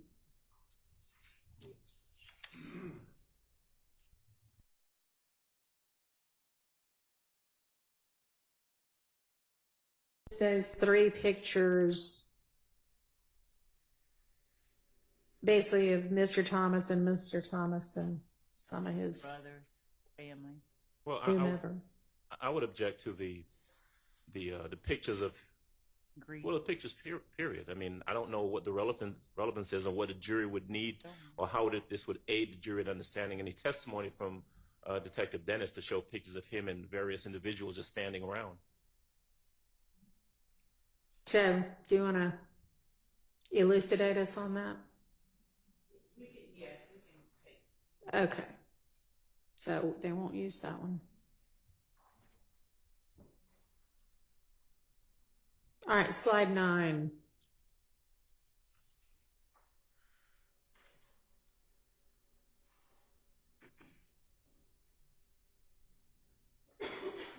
So slide 9 shows just the type of. Are these actual posts already in evidence? No, we did not. Okay, well, if they're not, then I would think if you throw these up, that is more than demonstrative. So if you want to enter those as examples, we can talk Okay. about that. But Okay. otherwise, he can just testify that here's what happened on social media after the death. Okay. All right, slide 10. Your Honor? Yeah. I would be objecting to Detective Dennis saying this is what I saw on social. Okay, you understand that. Okay. It would be hearsay. And how would, well, no, what he saw on social media, he saw on social media. If he's going to say, I saw on social media and someone posted the following, I'm assuming that's for the truth of the matter asserted, and the post should not come in. I don't know who posted it. It would have to lay a foundation for the writing. So the fact that the posts were made and that they were publicly made is part of is the evidence itself. Not that it's true. This death to the big homie sent the word out from behind the wall. What would you have the answer generally be? I mean, what would you presume his answer would be, or your question and his answer? Were there threats made against YSL in the moments, hours, days following Donovan Thomas's murder? Yes. There were public threats, social media posts, and the like. And these would be them. I would be objecting. Okay, well, that would. Okay. Yeah, and that would be overruled because it isn't being offered for its truth. Okay. But we can just do that at the point in trial. We don't have to have this slide. Okay. It slides out. Slides out. All right, slide 10.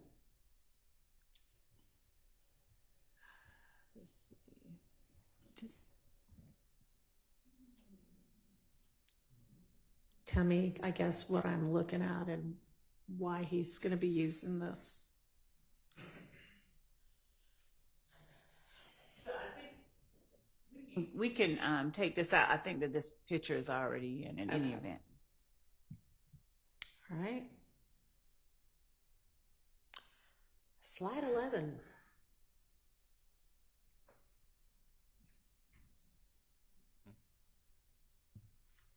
There's a lot going on this slide. There he is. He can testify about that. It's basically it's Mr.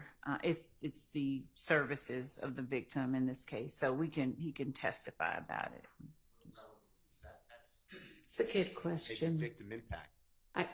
What would be the relevance of how, many people were moved by his death?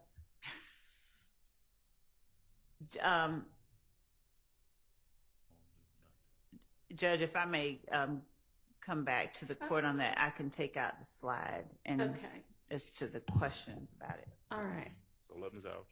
So the slide, yes, 11 is not going to be used in she'll get back to me on the relevance of how crowded his funeral was. He's very loved.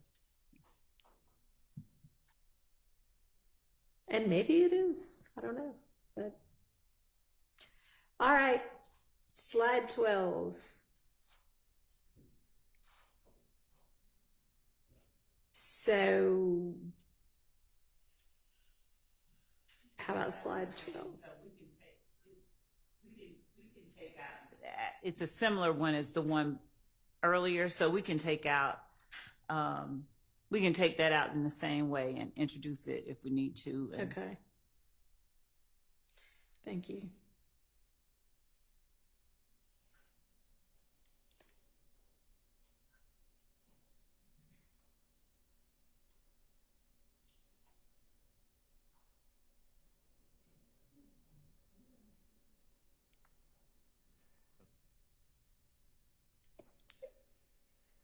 Is the picture with the placards from obviously some shooting already in evidence?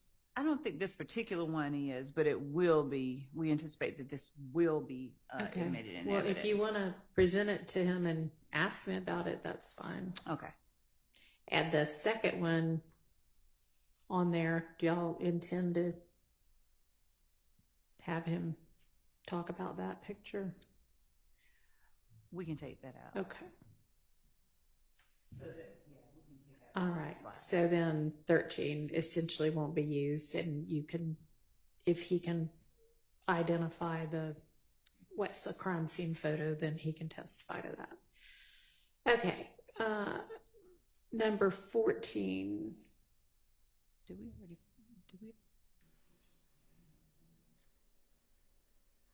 So, Judge, we don't have to, with number 14, we would need to introduce, I think, the photographs versus putting it up. Okay. We would, as opposed to using it as a demonstrative. Okay. And I mean, if they're already in, then obviously if he needs to testify to them, he can. And if they're not in, you need to be able to, obviously you need to be able to lay the foundation. Right. But, And we may just get, some of the ones that are, as the court has already pointed out, some of the ones that are already in and put them on just to use those as our exhibits with him.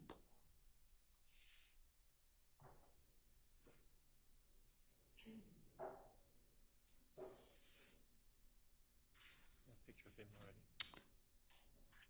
already. I mean, presumably this shows everybody's in a relation of these three people. It does. He testified about that. But this is just like putting faces to the names and sort of family diagramming, and I think we actually did that earlier. So it would be referring back to something that's already. I'd be objecting. Your Honor, the mother, if I interrupt, I apologize. If the mother of Mr. Thomas testified to family relations, the father of Mr. Thomas testified to family relations, and Detective Dennis testified. Now, he may not have, actually. He may not have. So definitely the parents, the mother and the father, I would be, it's just repetitive. Okay. Sounds like she doesn't intend to use this anyway upon further reflection.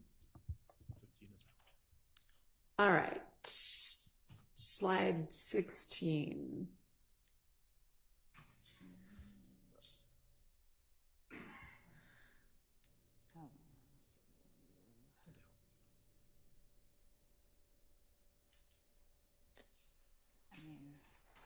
We still have a current intent to use this slide. We cannot use 16. Okay. Okay, 17. 17.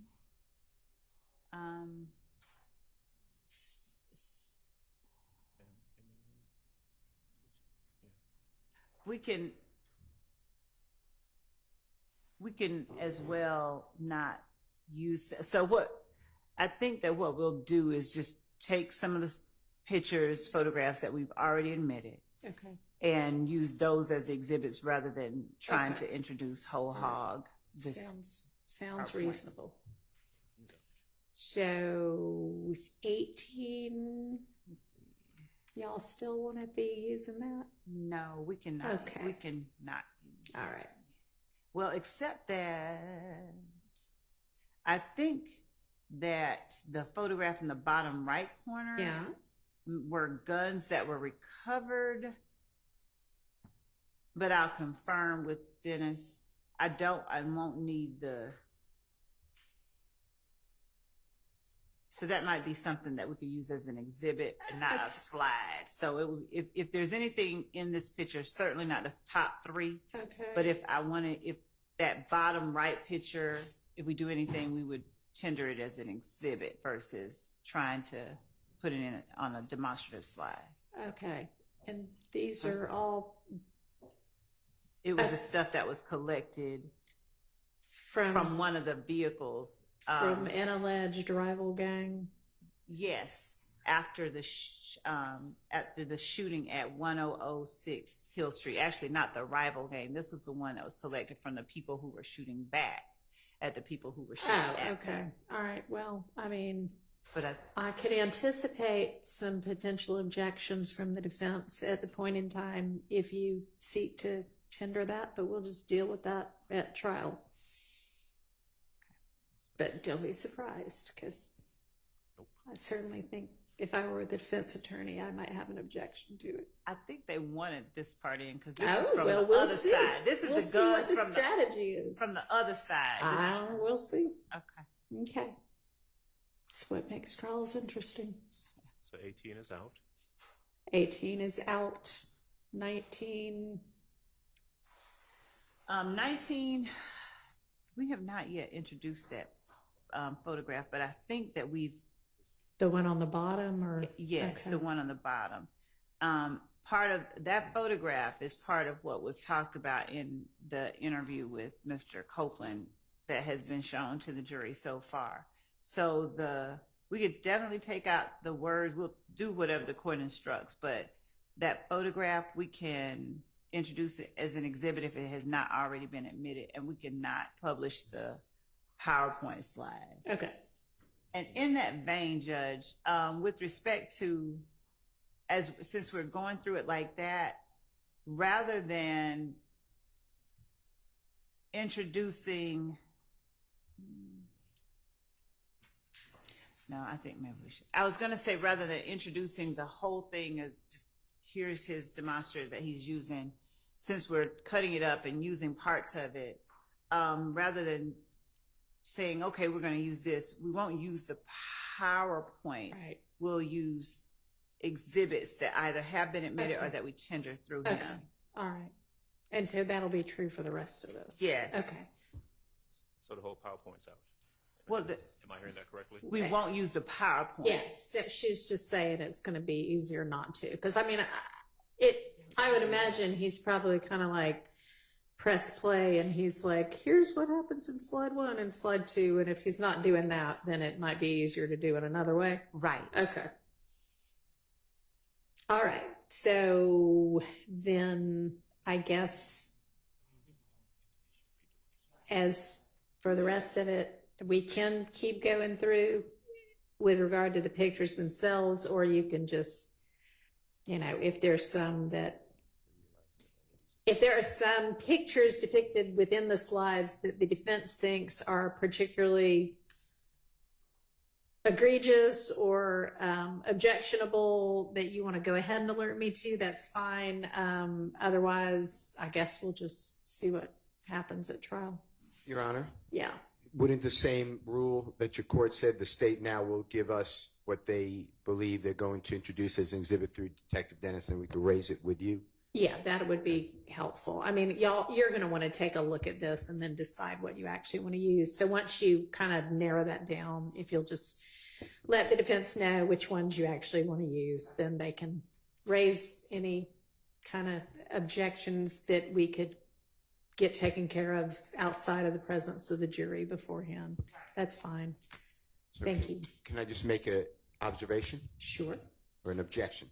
So before this honorable court took over, there were lots of objections as to it was Detective Dennis allowing to say his investigation. So not a witness came in, the crime lab person didn't come in, just he was allowed to say, I learned of, and these CAD reports, I objected to everything on Confrontation Clause and hearsay, and the former judge denied it, so it all came in. I think the state, is about to do the same thing with the same witness, and I will be objecting again. And I also have this section. I'm looking for Georgia cases. Okay. It says, this is, I have a couple cases. This is United States versus Nguyen, Nguyen, That's wrong. 504 F 3rd 561 5th Circuit 2007. Thus, while summary witnesses, which is what I call Detective Dennis, may be appropriate in complex cases in certain circumstances, they are improper for introducing evidence that the jury has not previously heard. We repeat our admonition that the government may not use summary witnesses for inappropriate means.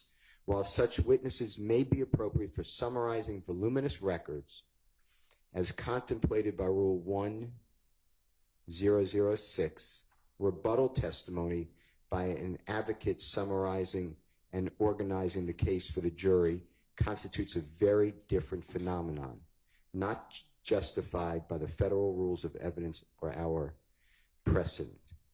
So, to me, this is what I call a summation or a closing argument, and I know that the court struck it, so I don't have the same exact situation as my motion to exclude this, but this whole thing is a closing argument. This is PowerPoint was a closing argument. I understand it's no longer like that. It's dismantled, and now we're going exhibit by exhibit and rulings. But my point to the court is if you can just, I'm not asking for an advisory opinion, but this is going to be, there are 2 Detective Belknap, 1 Detective Gaither, maybe 2, but 1 Detective Gaither I remember, 1 Detective Dennis. They've all been over objection, qualified as experts. They're on the exact same situation. And now we're going to replow. Detective Dennis already testified as to the alleged back and forth. He already said all this. Okay. So did Detective Gaither. It's all over objection. But I would object that it comes in now again. All right. And what would be, what's he going to be talking about new? Why are y'all presenting him again? So because he's sitting through some of these, specifically some of the interviews that we were talking about, some of the actual shootings that we're showing the evidence of, like on April the 28th, the Hill Street shooting. He touched on them. We did not get into, like, he as an expert talked about what their investigation led them to do and sort of what their investigation entailed. He didn't talk about the details. We won't be getting into rehashing something he's already talked about. The stuff that he's going to deal with now is going to deal with specifically the interviews that he conducted, depending on what the witnesses say. If there are some instances where, we don't need to play the interview because they say exactly what they said, then we won't do that. But we're at a different part. He is a fact witness, and he's still he has still been qualified as an expert by the court. So we won't be rehashing stuff that he's done, and we won't be using. I'm not certain when Mr.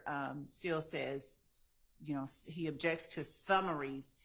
As experts, they're allowed to talk about how they arrive at certain conclusions. Yeah, I think there were maybe like a couple of different objections in there, but it sounds like one of the objections or potential objections would be if he's going to get up and basically rehash the same thing he already testified to about how, the theory is that all of this came about because it was the culmination of, some gang wars, basically. We've already that's already been covered, so he should not be testifying to that again. Right. We don't need to, but specific, like the April 28th shooting, the Hill, like we haven't put up all the evidence in some. Okay. Nobody in here is being charged with that shooting, right? That's part of the story of some of the crimes that are charged in the indictment, right? I think the court is saying that they are overacts. Some of them are overacts that are listed in the indictment. If that's what the court is saying, the answer is yes. Okay.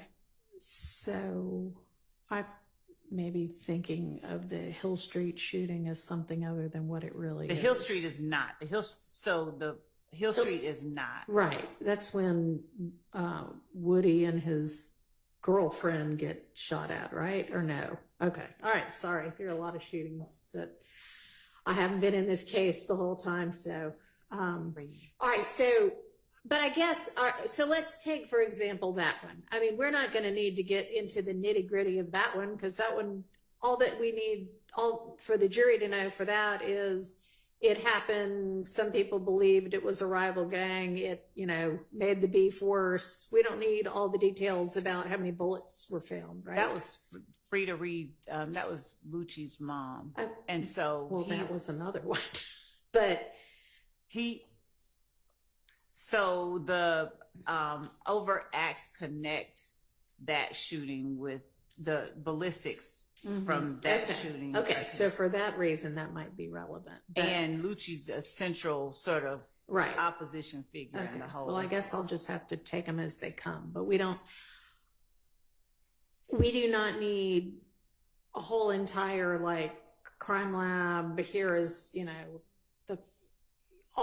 what you would put in if you were the state prosecuting that shooting, when that is not an overt act and it is just something that happened along the way that's part of the story. I don't want us to be having a mini trial about that. And we've scaled back everything in the indictment, even like we were saying yesterday with the Rodelius Ryan murder. We've scaled everything down like that, so it's not to. So are there other objections encompassed within what you just said, Mr. Steele, that I need to be addressing? I don't see why Detective Dennis, through his investigation, is allowed to say, oh, there was a Hill Street shooting and this was gang related, or this was done by this gang in retaliation of this.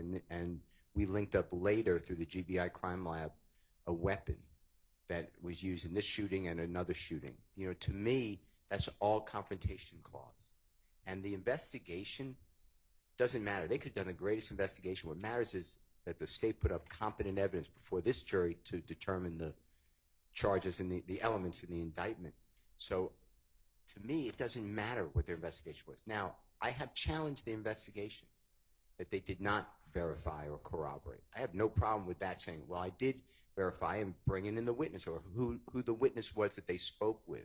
Maybe not what they said, but what happened last time with the predecessor judge was, over objection, Detective Dennis and Detective Gaither was able to say, oh, we verified that this happened in relation to this, and this happened because of this, and this started a chain with this.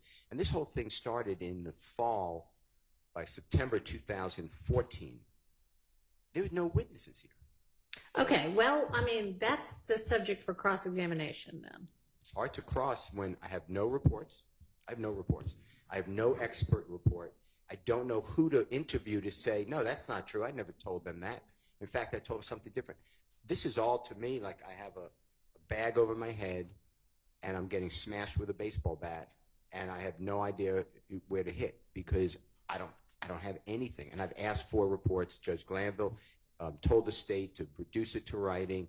This is all Confrontation Clause, and it's all coming in as a conduit through some, quote, expert. And it comes through with many experts, and to me, it's just like not having a trial. Okay, well, I'm sure you'll be able to undertake an effective cross-examination of this and every other expert witness. I have been told since I've been in the case in front of y'all in court that there aren't expert reports. Does that continue? And y'all were going to circle back and ask whomever over at APD to do an exhaustive search, even if people were retired. What happened from that? Has that been conducted? For police reports, yes. We were actually, I think the court told us to do it for a specific act, and I can't recall which one it was, and we did. And there wasn't, but we have done that. We have provided the police reports for these acts that are shown, that we're showing evidence for, and that we are asserting in the indictment. All right. So, okay. You recall that I did tell y'all to go back once again and say, we don't care if people are retired. We really need you to find this and make sure there's no reports in it, right? Yes. Y'all did that? Yes. And that produced nothing? No, nothing that we haven't turned over, because what what the court required us to do was, it was for a specific one. I don't think it was. It may have been for a specific one and then everything else. But anyway, if it wasn't done for everything else, do it for everything else right now. Your Honor, could we take a very brief restroom recess? We just had one less than an hour ago. So, no. I'm Sorry. Okay, I apologize. Mr. Atkins is reminding me that you're talking about gang expert reports and things like that. Yeah.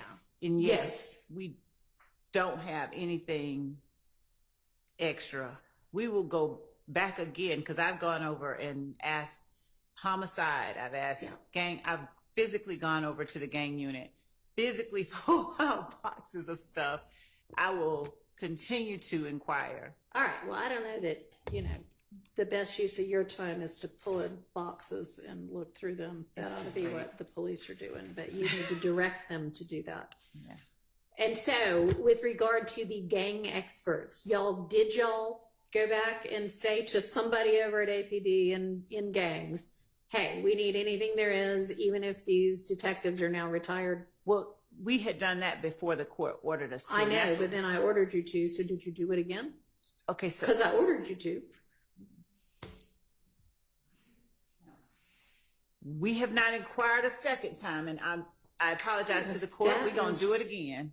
I will do it. I pretty clearly told you to do it again. That's what he's reminding me. Yeah. Well, Mr. Atkins, you could have done it. Well, yes, Your Honor. I'll go make a phone call now. Okay. And can I mention something? It came out during trial, during a motions hearing, that there is what I'm going to call a black book. And it's all the gang information. Yeah. Okay, you seem like you know about it. I've heard about this before. Okay, well, I don't know about it. And we were given the Heisman. We were told that we're not getting that. Detective Dennis said he no longer works at APD, so he has no access. Detective Gaither said the same. Detective Belknap, who continues work there, says that's not for public information. Well, I would imagine it is not. However, if such a thing exists, do y'all know what Mr. Steele's referencing?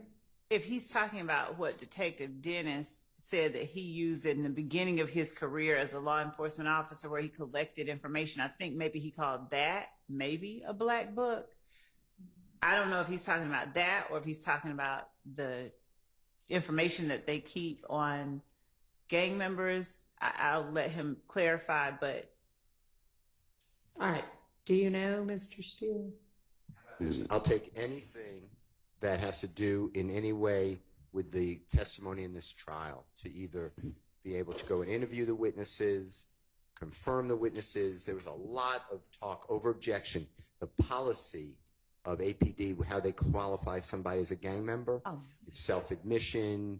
It's somebody else who's reliable, which say that they're in a gang. Okay. They hang out with somebody. All that's in this supposed book. I don't. Okay, that's entirely different. Okay, so you now do know what he's talking about? No, that's entirely different. Detective Dennis talked about, and Detective Belknap talked about how they identify gang members and what criteria they use. All right, is that something that is in something writing? in a black book? Well, whatever. Is it something in writing? I think that the criteria, those criteria that they use, that is something that is a written sort of criteria, and I'll get that. Let me propose, if that's easy to get and they don't have kind of security concerns with it being provided to the defense, then provided, if they do have security concerns, then it can be satisfied by saying, Mr. Steele and anybody else on the defense team, you can come look at this written policy, at 12 p.m. on XYZ day over at APD. That satisfies it also. So in some way or another, if there is a written something that is how they classify, then give them access to it in one of those ways, okay? I will, and we will also check to make sure that we've not already given them standard operating procedures as it relates to gang unit. Well, obviously, if they've got it already, then they've got it. But in terms of being able to cross-examine the witnesses on specific incidents that they've discussed, we've turned over entire files relating to each of these incidents. Okay. All right.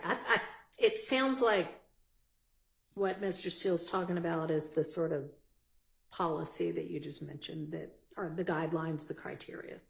actually want the specifics of who they spoke with. They're talking about. All right. Well, they may or may not have anything like that in writing. Well, and you can always just interview the detectives Well, to ask them those things. Well, I have interviewed the Okay. detectives, and they tell me that they're not releasing that information. They would speak with somebody. They'd speak with Brian Steele. Brian Steele would say that Keith Adams is not involved in criminal street gang activity. That would go into some sort of book. Then they would speak with Carlton Matthews, and he would say that Brian Steele is in a criminal street gang. That would go in some sort of book. I'd like to see that because they're speaking about, we corroborated this. So I asked on cross, who did you speak with? I'm not going to tell you. Well, why don't I have the right to know? I don't know. Maybe they consider them confidential informants. He never said, have to I'm get- not, I don't think he ever said, I'm not going to tell you, Judge. I think All that right, what I'm not going to relitigate it. If it comes up again, we'll deal with it then. Okay. So I'm not even sure how we got on that. Oh, but Mr. Steele, you've said a couple of different times that you object to certain portions of CAD reports as being hearsay, and you were going to get me some law about that. And I don't know if other CAD reports are going to come in or not, but. Okay, well, provide it, and that way I'll. But provide it to the state as well, because if it's clear law, then they can just redact those portions of CAD reports which might need to come out as hearsay. Okay. So I have KAMUSOKO versus state. I'm sorry, start over. Okay. I just didn't get that at all. KAMUSOKO. Okay. Versus state 362 Georgia Appeal 276 footnote 3. And what does it say? 868 Southeast 2D 252 2022. Says Camusoko makes no distinction between any particular statements and declarations, and therefore has abandoned any challenges he may have regarding particular statements or declarations. There is nothing for this court to review where the appellant has failed to identify precisely what statements he challenged. In addition, although Camusoko mentions in passing that whatever was said to the 911 operators was filtered through people who did not testify at trial, he fails to include either citation to authority or meaningful legal argument that the CAD reports were inadmissible because the 911 operators or other persons writing down the declarant statements did not testify at trial. He therefore has abandoned appellate review of any challenge to the CAD report on this ground as well, and that ground is hearsay and confrontation clause. It's in Division 2 of that opinion, but I read from footnote 3. All right. So, I mean, that doesn't establish that if objected to, it would have been an objection with merit. It's just saying, hey, you're raising it on appeal, you didn't raise it below, we're not going to deal with it. But it's out, right, but the So, CAD report okay, could be maybe you could come up with one that instead of saying this is a potential issue says, all right, here's the issue, and in addressing it, here's the law on that. Can you try to do that? Thank you. All right.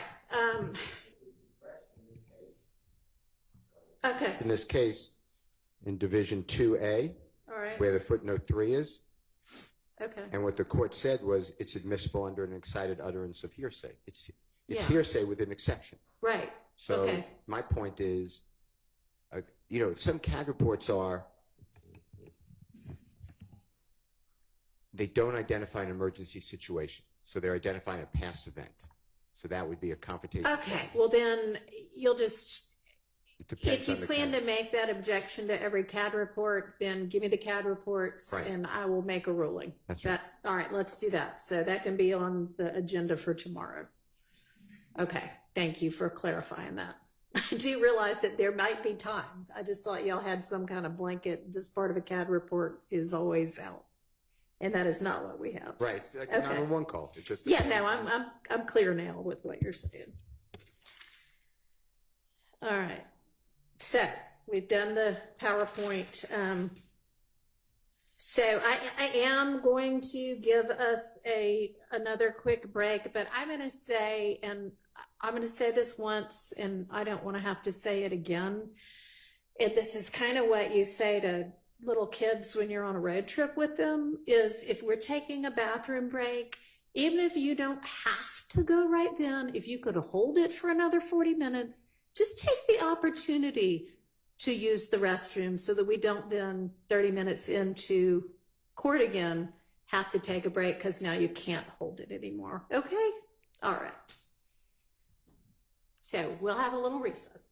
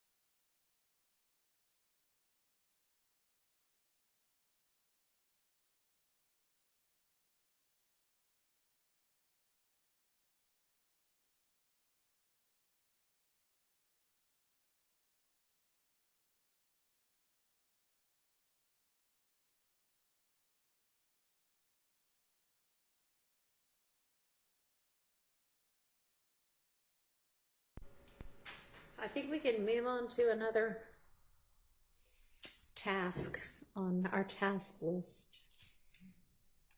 Open to suggestions, or I'll pick one. I know we still have to do the excerpts from the wiretap evidence, so that might be a good thing to turn to next. Yeah. I meant to bring this up yesterday. We've been labeling the excerpts from the wiretap as potentially co-conspirator statements. Right. And I think the state announced that those wouldn't be coming in until Investigator Viverito testified. What I meant to inquire about the other day was, I know that they've suggested that there are additional co-conspirator statements. I'm just wondering if any of those are linked with witnesses coming up soon. Hang on just a second. Nobody say anything because our court reporter needs to plug in back up.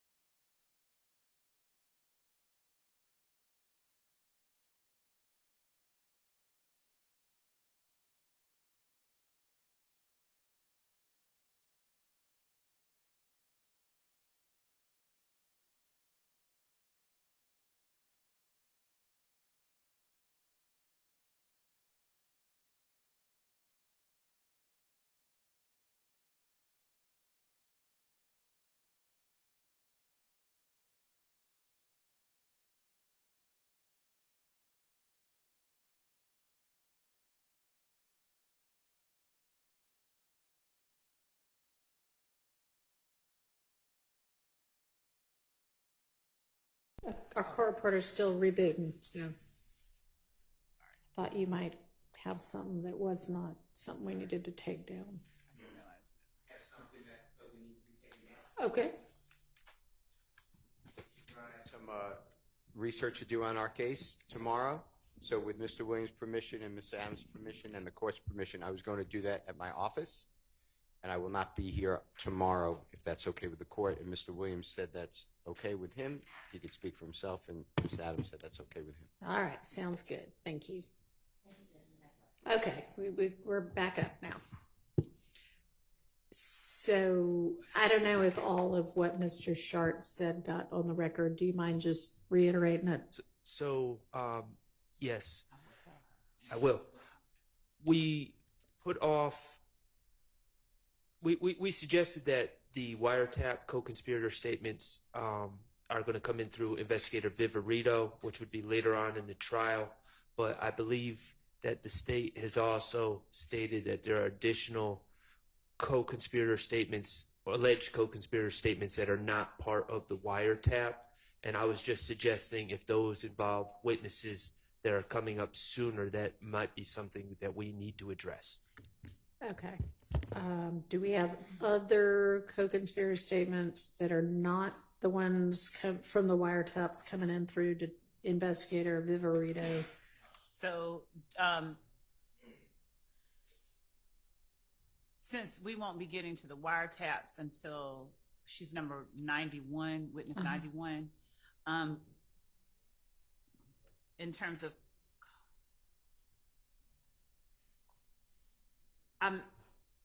okay. My question to the court is, would the court allow us just to go in order of the witnesses that are coming up and deal with the buckets of exhibits. Yeah, that's fine. And I think that's kind of what the defense might be trying to figure out is, do we have some co-conspirator statements that are going to be coming up soon? And I'm fine if it's easier to just say, okay, we're talking about co-conspirator statements now and tackle the ones that are coming up soon. That's great. Or if we want to go witness by witness through, here's the evidence that's going to come in with this witness. I think either way makes sense, but let's do one or the other. So yes, it sounds like maybe there are some other co-conspirators or alleged co-conspirator statements that are going to come in soon. Not any that are coming up soon. Not soon. Not soon. The witness buckets would be the most. The next, Jamari Holmes is the next time that we'll have co-conspirator. Can y'all all hear her? I'm sorry, I'll get closer to the mic. Okay. Jamari Holmes's murder is the next time that we'll have that issue, and that's the one that we were discussing at the beginning of court with Your Honor and Mr. Williams and Ms. Abbasi. Okay. So the co-conspirator. That's a little ways away. Yes. Does that answer your question? I'm fine with that answer. As long as nothing sprung on us at the last second with these witnesses coming up, I'm fine with that answer. Okay, so they do have what those co-conspirator statements are, right? We don't need to litigate it right now. I'm sorry, I missed what the court. Do they have whatever the co-conspirator statements are, whether they're from the wiretap or a different source? Do they have them all? Yes. And have they been identified as potential co-conspirator statements? Yes, Your Honor, for the most part. Just 1 second, I'm going to confirm one thing. Okay.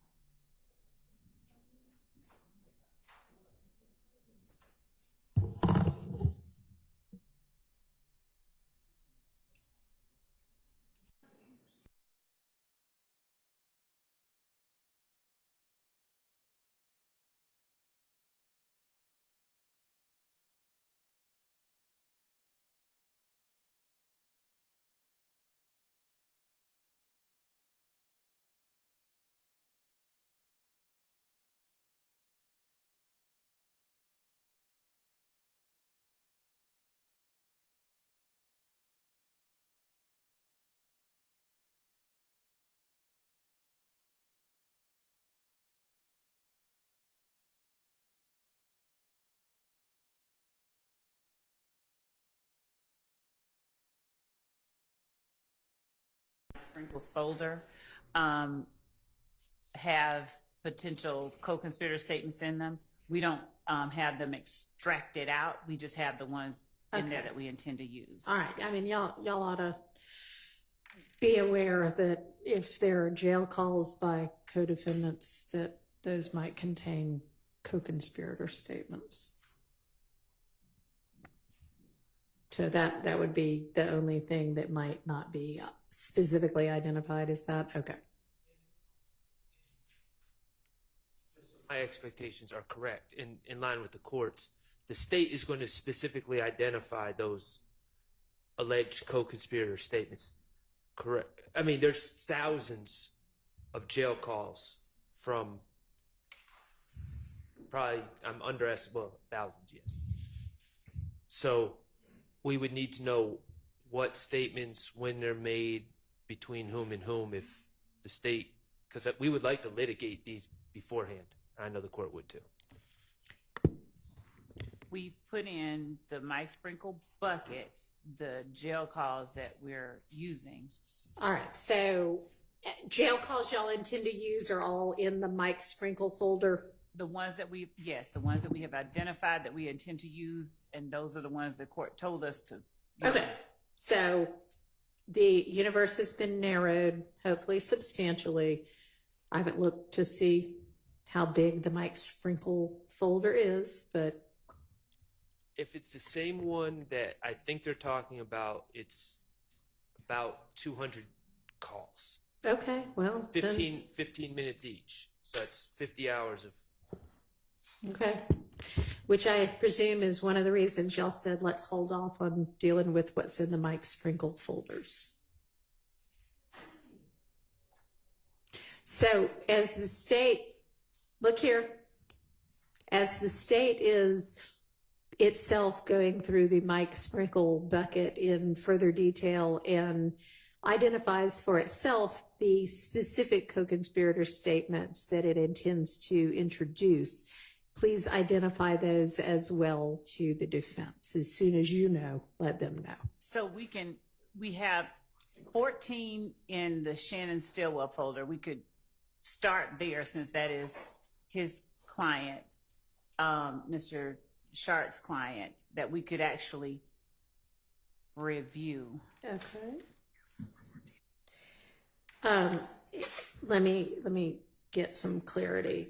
So in the Stillwell file of jail calls, are those already identified? Just here are the co-conspirator statements, or are they just like, here's a 15-minute call, here's a 5-minute call? Here are the 14 calls.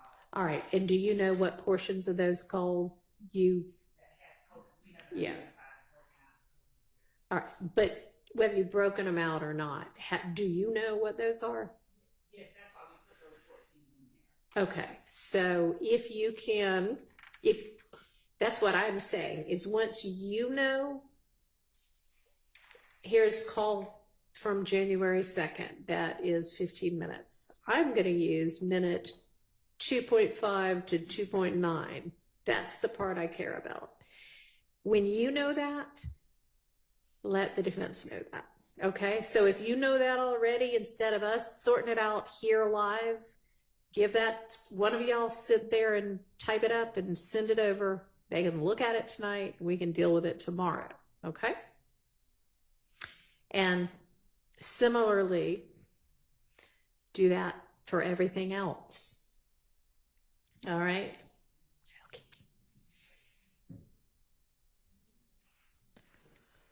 So that it sounds like the most productive thing to move to next, unless somebody else has a different idea, I'm willing to listen, is to just open back up, the witness folders and move on to whomever the next witness other than Mike Sprinkle is going to be, and go through that proposed evidence for any kind of evidentiary issues we can hash out now. All right, let's do that.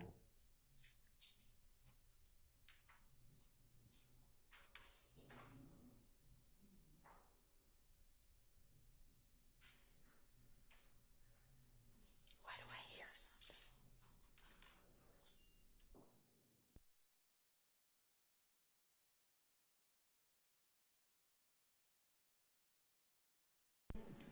Dropbox link we were working from yesterday, that is the Dropbox link of the first 30 witnesses.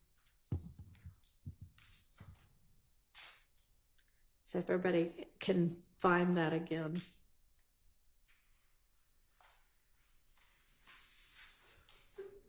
Bless you.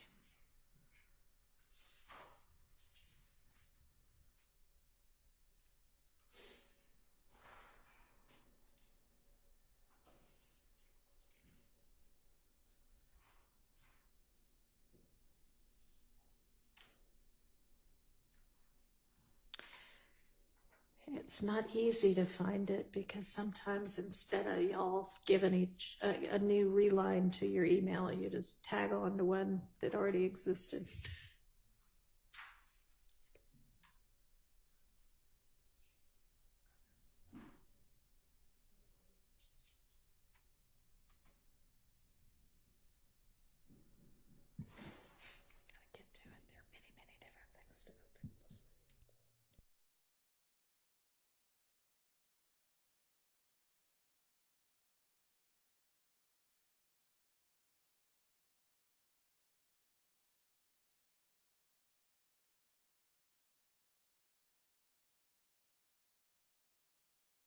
8th, 2024 email from Mr. Atkins. I'm pretty sure.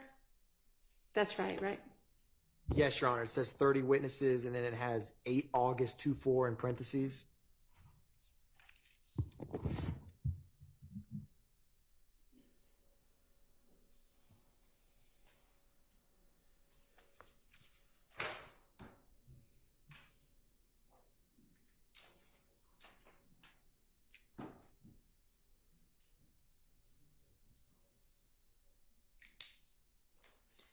All right, y'all let me know when everybody's there.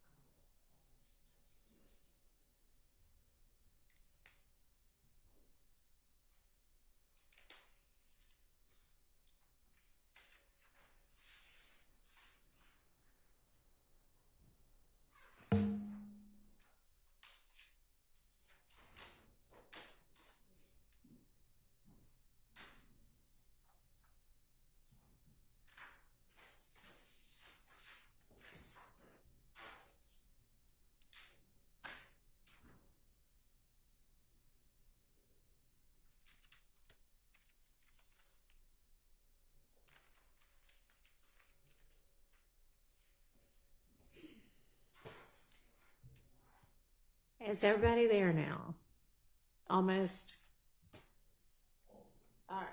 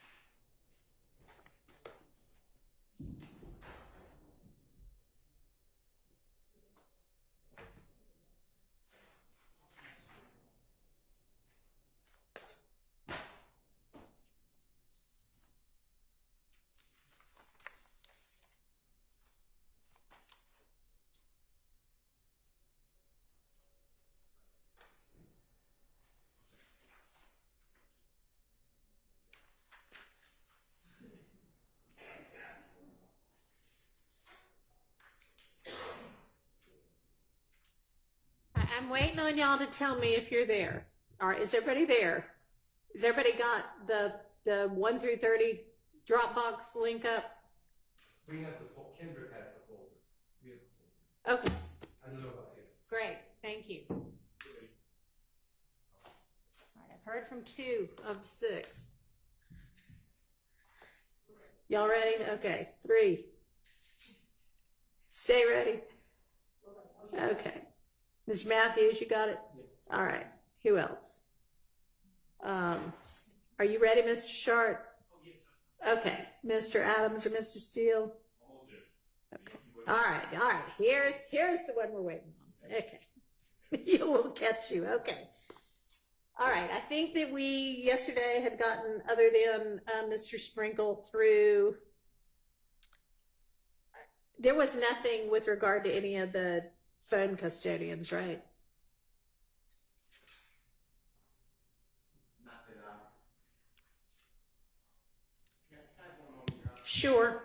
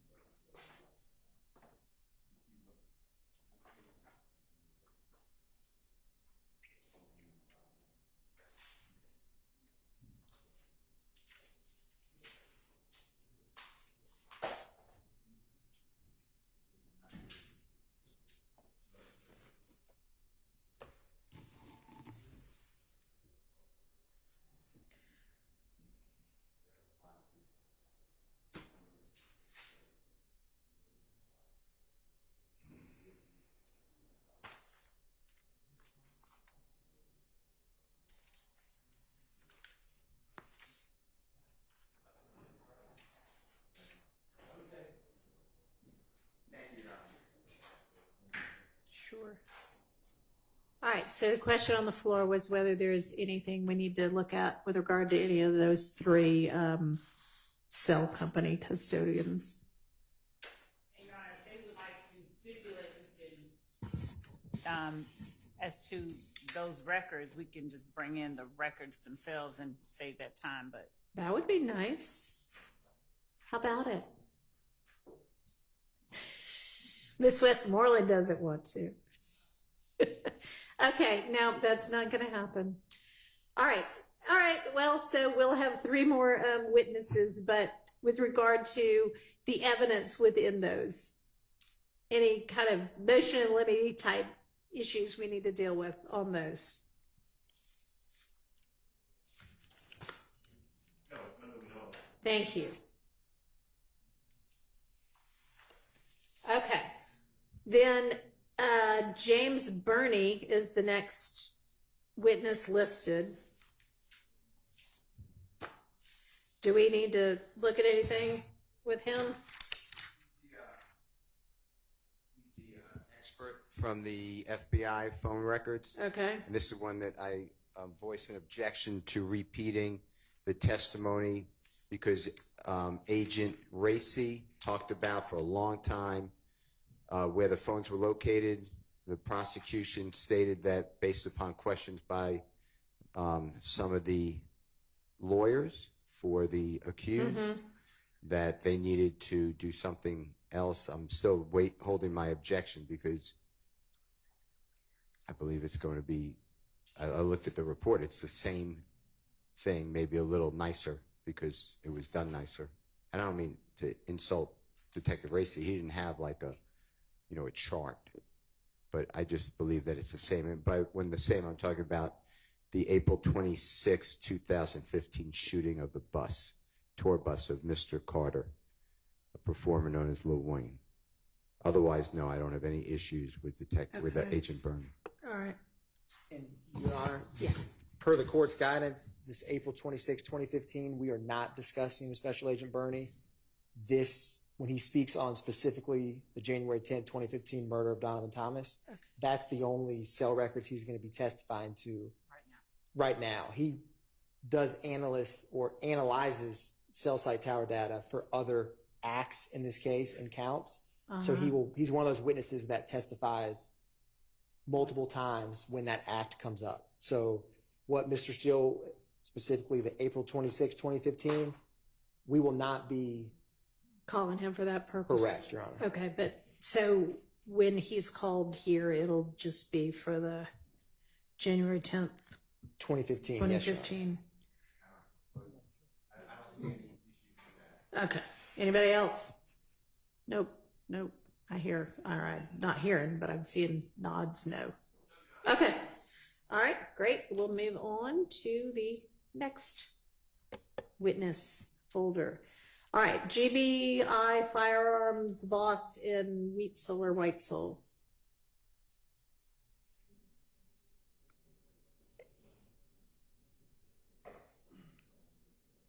Any issues on those?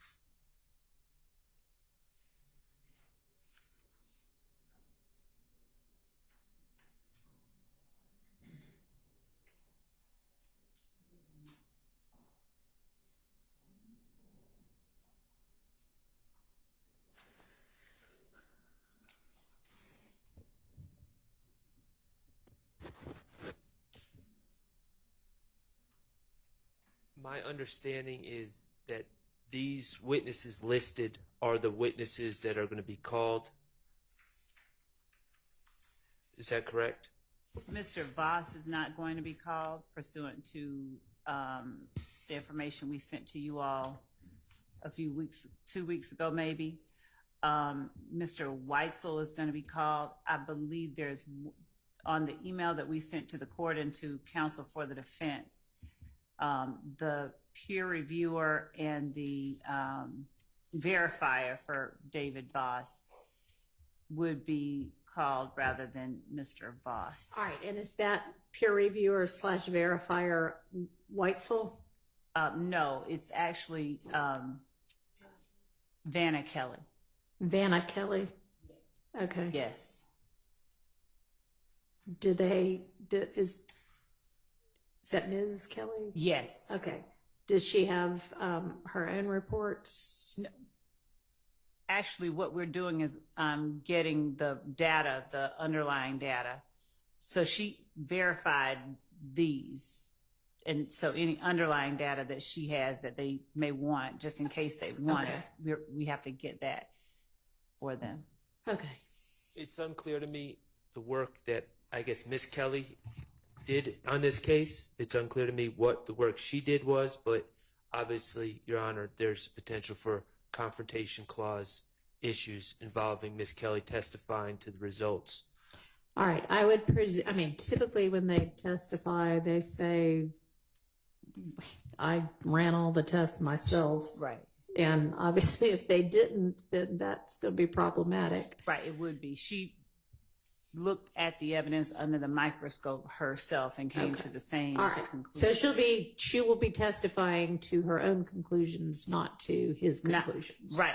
Hers match his, and he was the one that put out the report. She verified his by going through and looking at that physical evidence under the microscope. Okay, but her conclusions will be based upon her own testing and observations. And to my understanding, we don't have a report from Miss Kelly. Maybe she's not writing a report, I don't know, but I'm bringing it to the court's attention, the state's attention, that my understanding is we don't have a report from Miss Kelly. So if one was generated, we need that report. That's what I was just saying. She did not generate a report, but her underlying notes and data, that is what we said we would get for them, because her conclusions. Okay. She doesn't have a separate report, but she's got notes and data, and y'all will be provided that when? Do y'all have that yet from her? No, I spoke with the GBI last week, and I'll follow up this week. Okay. Let them know that this is an ongoing trial, and they need to provide it ASAP, and then provide that over ASAP to the defense. Okay. Also, with respect to Agent Bernie, if we could swing back to that. Sure. He will likely not be testifying until the end of September, in which case any time needed, we believe, for the defense to review his analysis of the April 26th incident would have, we believe, that rather than having him testify 2 different dates for those, for the incident here and the incident in April, would be obviated by the fact that he's going to not be testifying until the end of September, as opposed to having him testify at the end of September and then come back 2 weeks into October. So I guess we're asking for clarification on whether or not he can just be brought in, whether that is not enough time for them to look at the additional reports that they were given last week, or was it last week? Week before? Week before last, right. Okay, let's find out. The issue isn't the amount of time that we had to review Agent Bernie's report about the April 28th incident. The issue is that Detective Racy already testified concerning the movements of cell phones. And and the state seems to be justifying this on some sort of cross-examination. Really, the allegation is that Mr. Winfrey was moving with the bus, and the allegation, which I strenuously deny, is that Mr. Stillwell was moving with the bus. Mr. Stillwell didn't have a cell phone, so I'm not sure what the point of any of this is in the first place, much less hearing it for a second time. Okay. Yes, Your Honor. During cross-examination, they challenged Detective Racy that he was not an expert, and therefore that he could not testify as to what side of the tower that the phone was on, only the tower placement. Okay. And because it was specific as to what side of the tower it was on, that's why we asked Agent Bernie to do the analysis based on their cross-examination. I think specifically Mr. Weinstein objected that because Racy was not an expert, he could not testify to what side of the tower that the phone was actually on, which is important given the movements of where the phones were at particular times the evening or the morning of April 26th. So that's why it became relevant for us to get Agent Burney to do the analysis, because he can talk specifically about what side of the towers the phone was on at a particular time. All right, which phone? It was Mr. Winfrey's phone, also the phone that we're identifying as Dolly White or Max's phone. There may be about 3 or 4 other phones that I can't just recall off of the top of my head, but all these individuals were ascended upon the compound, which is where they started, and followed the bus all the way up to the hotel. Okay. And then went down to the studio after. Okay. And does anybody identify a phone as one belonging to any of these co-defendants? Not.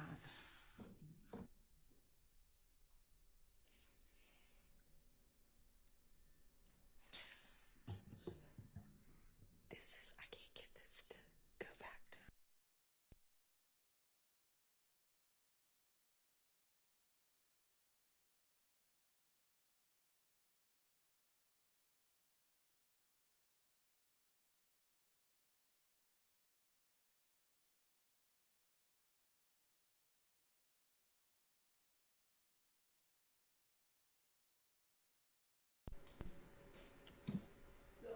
Hang on. Sorry.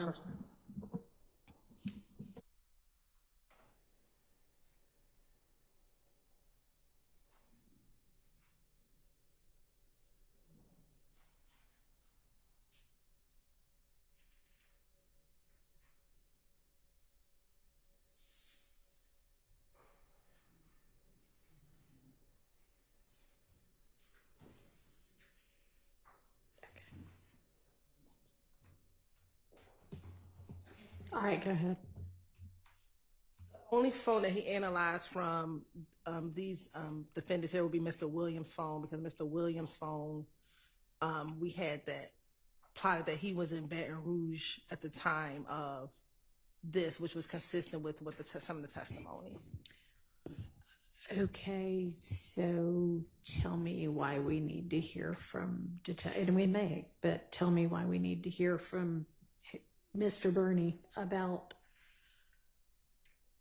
the side of the tower that other people not on trial hear. Because it's a part of the conspiracy, and it corroborates what other people said about the movement and where everyone was at the time. And because they challenged it so much that we can only say that this is where the tower was, but with no more information. Okay, and was there testimony, whether there were cell phones for these people or not, was there testimony that X, Y, or Z co-defendant on trial now was with this crowd? We believe that some testimony will come in soon that Shannon Stillwell, although we did not have his cell phone, that Shannon Stillwell was present at the time of the, it has not come in yet. Okay, all right. So then, with regard to that incident, Mr. Burney's testimony should be on the narrow issue of, I analyzed these cell phones and I can say that it was this side of the cell tower. But we won't need, I would think, to go through, I don't know, but did Detective Gracie give sort of the overview of here's how we know all of this anyway, and here's what, Correct. Okay, yes. So we won't have to go through all of that again. You can just cut to the chase of, yeah, I know all of that stuff too, and here's what else I know. Yes. Okay. Yes. That works. All right, so moving back to Can I ask you a question? Yeah. Does that exclude then Mr. Williams, who's in another state at the time? We're not going to hear about that again. I mean, Am I correct? are y'all going to bring that up again? Because that was testified to. In the sense that he received that document and he plotted that as well. Yes, but we don't have to go into the details of it. But I think it's part and parcel of what was happening that night that they challenged. Hang on. Did anybody from the defense challenge the legitimacy of Detective Gracie's conclusion that Mr. Williams' cell phone was in a whole other state? I agreed with it. Okay, then if there was no challenge to that, that shouldn't need to come up again. Right? Can we ask him whether he plotted that phone? Because if he's going to talk about some of the records, we think it's important that at least the jurors know he didn't. If it's like that could be like a one question. Yes. Yes, and it was in somewhere else entirely, which I would think, Mr. Steele, at least you would like. Okay.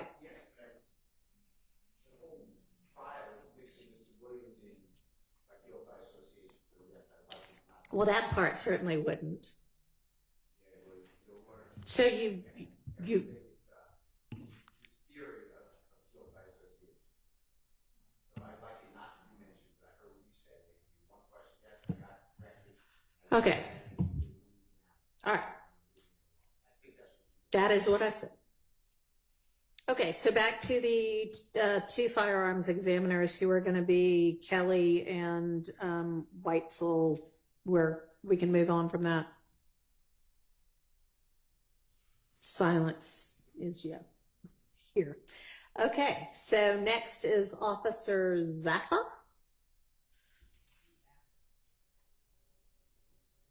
Looks like, is this one of the crime scene techs? He's the responding officer to the January 22nd, 2015 shooting at 1007 Hill Street that we talked about earlier. Any issues with this? And you're right. I think it's actually Officer Z Atha. Oh, yes. Okay, there's no space between those two. And Officer Atha. Okay, thanks. Any issues on those photos, images?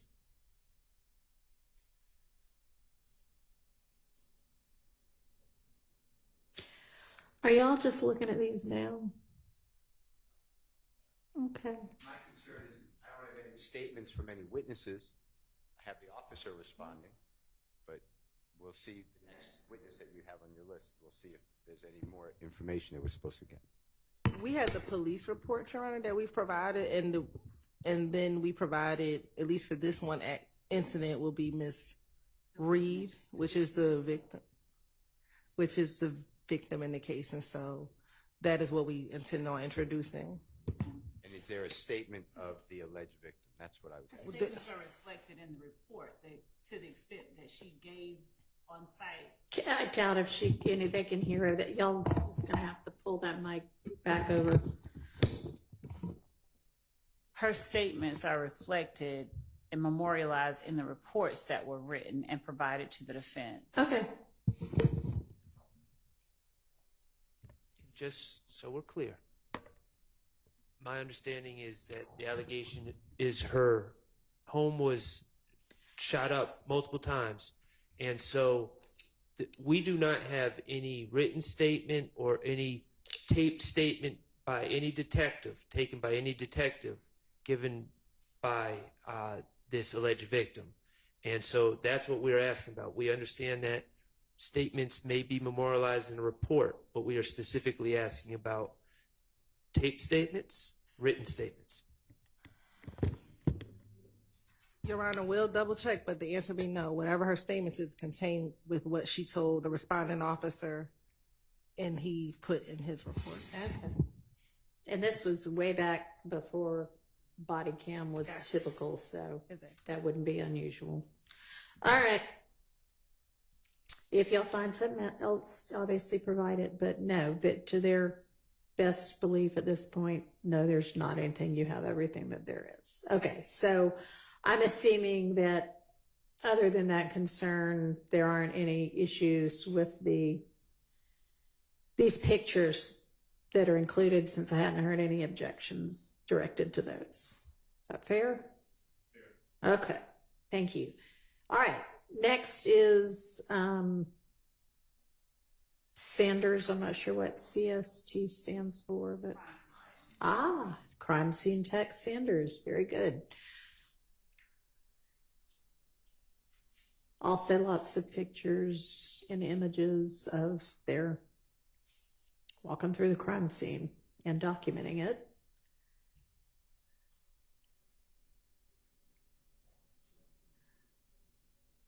And then the report. Any issues?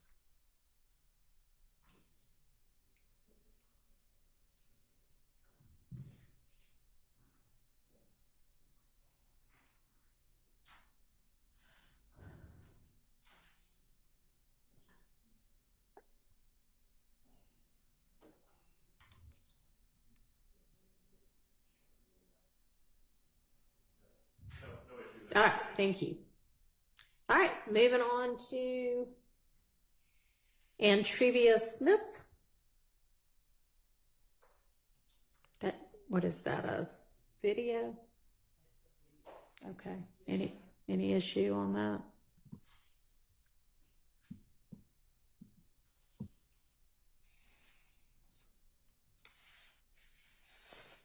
Oops.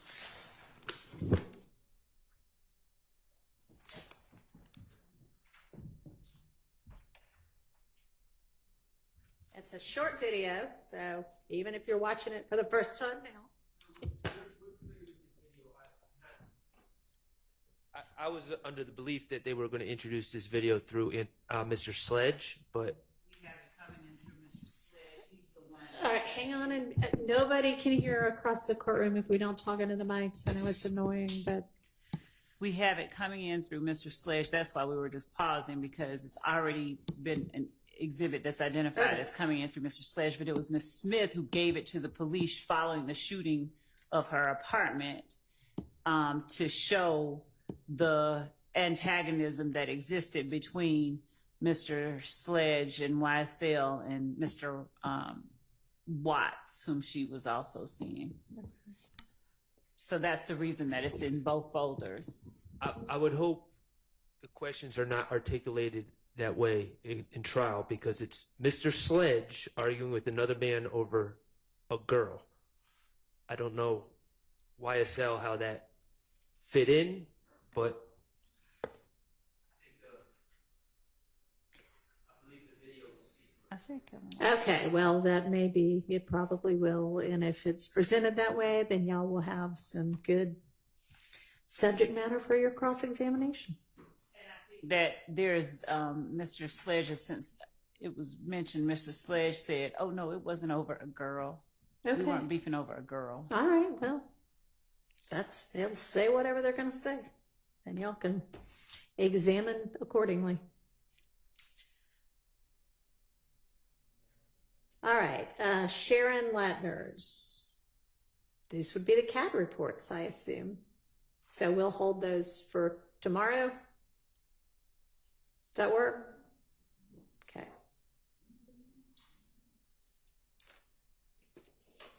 And tomorrow, y'all can tell me what parts of, if any, of those y'all think might be excludable as hearsay without an exception.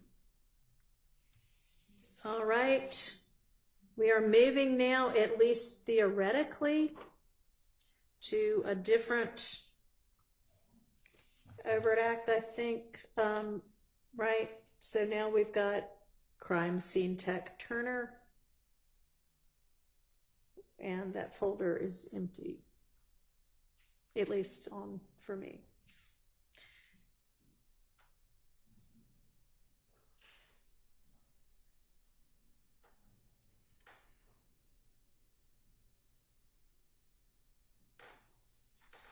Do y'all have something in y'all's folders for that? They're empty for y'all too?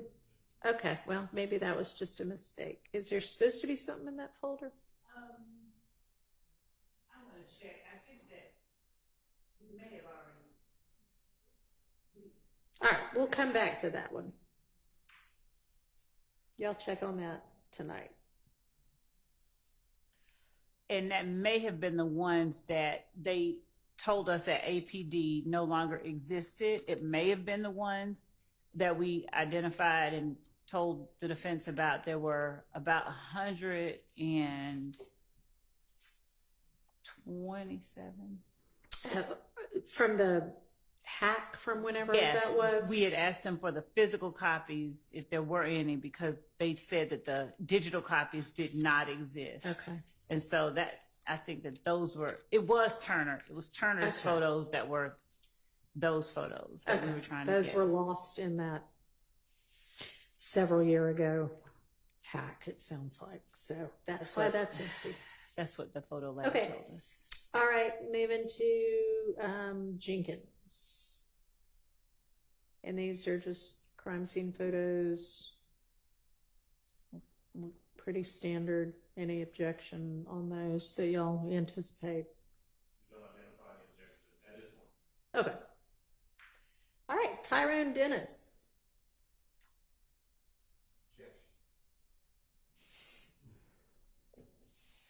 All right, let's walk through it kind of one by one.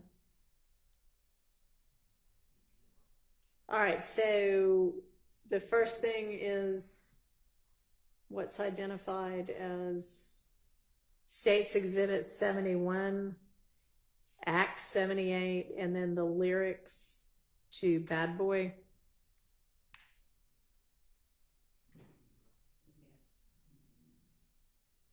All right, what's our objection?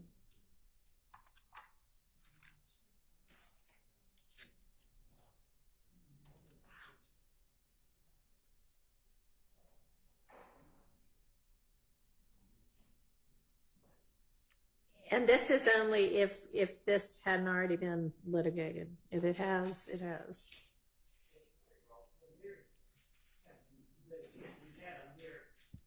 Mr. Williams doesn't, these are not his writings. Okay. Somebody, Google, I was told Google, just put them down. I'm not telling you that they're wrong, but I'm certainly not telling you they're right. But it shouldn't come in this form. This is not how Mr. Williams made a song. Okay. So I would be objecting to the best evidence rule, and I don't know why. I don't know if the state is planning to hand it out as an exhibit to the jurors, flash it on a screen, but I don't believe that this is proper testimony. In addition to that, Detective Dennis, for him to claim here are lyrics and here's what they mean, I don't think he has any basis. I've asked him whether he Okay. when he was qualified, whether he spoke with anybody with the lyrics, how he makes the lyrics. He has no idea. He's just a listener. Okay. So those are all I raised those objections previously when we were arguing. Sorry, go ahead. And what? And the court stated he made a preliminary finding, the prior court, that lyrics are admissions, confessions, co-conspirator statements, and if a proper foundation is laid, then he will decide later if they come into evidence. That's Okay. pretty much how Thank it you. was. All right. So the best evidence objection y'all might need to deal with. Your Honor, we would be, as far as the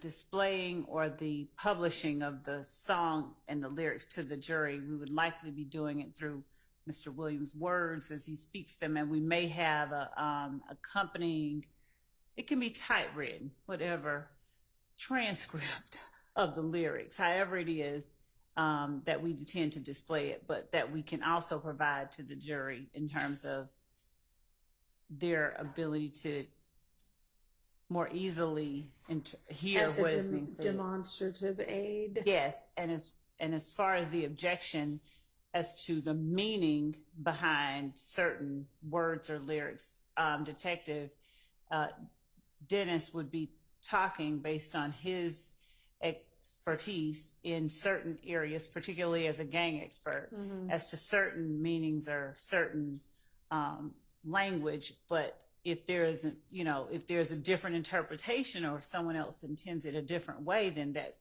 we would submit as the area for cross-examination or different testimony from the person who's seen. All right. Well, I think that with regard to something being used as a demonstrative aid, you need to make sure it is the correct transcription of what the lyrics actually are. It does not need to be pulled off of Google. I mean, if you want to pull it off of Google, you can, but it doesn't need to look like this. And please provide it to Mr. Steele and Mr. Adams beforehand so that if there are any disputes as to what the words actually are, those can be dealt with. And then I would permit Detective Dennis, if he's been qualified as a gang expert, to say, you know, in my expertise, this might mean XYZ. Obviously, it doesn't mean that is what it means, but that's his opinion of it, which the jury can accept or not accept. It's up to them. And of course, he can be crossed as to how on earth he might know that, and, you know, all sorts of good things, I imagine. I guess it depends on the lyric, but, you know, intention can never be discussed by an expert, a person's intention, because it's not beyond the candidate jury. I mean, yeah, I wouldn't let him say, here's what Mr. Williams meant when he wrote this lyric. Okay. Just this lyric in common gang parlance, we believe means whatever. Okay. All right. All right, the next is Exhibit 72. The same, is basically the same thing. This is just another set of lyrics. Okay. Your Honor, one other thing when we're talking about these lyrics that I think I need to bring up right now. Okay. I believe that, well, we are going to be asking for a limiting instruction. Okay. I don't know how the performance of music, I mean, the state is fighting us tooth and nail saying YSL is not music. Mm-hmm. So I don't know how that at the same time putting out music could be in furtherance of a conspiracy. So I would think that the lyrics can only be considered in regards to the person who is the source of the lyrics and not the other people sitting here. Judge, I think that we've never made the contention that YSL members do not rap. We have repeatedly asserted that there's that aspect of the gang. Mm-hmm. So that's not true at all. And I believe that the issue of who it comes in against has already been litigated. I will make certain, looking at the order that Judge Glanville has entered, but there is no limitation as to this only comes in against Mr. Williams because he's the one that said it. It's not a testimonial statement. We would argue it's at the very least a co-conspirator statement, but and at times there are adoptive admissions, at times it's a party opponent, but there are various hearsay exceptions that allow these statements in. And Judge Glanville, we're looking at the order, but I believe Judge Glanville specifically ruled that they come in as co-conspirator statements. We'll look back at the order he wrote and entered after our very, very long hearing on this matter. Okay, well, y'all let me know about that. And if y'all want a limiting instruction, you can certainly propose one and I will take it under consideration.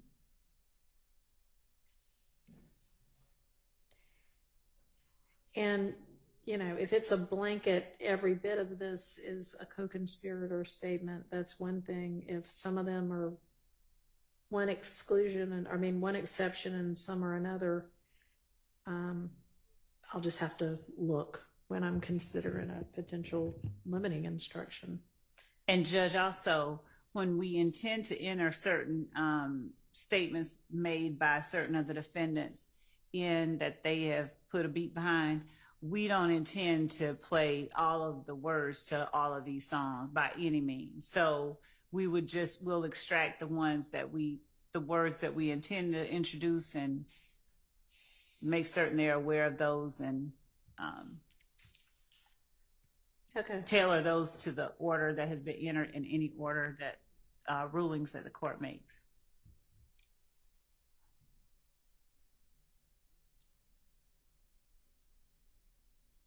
Okay, thank you.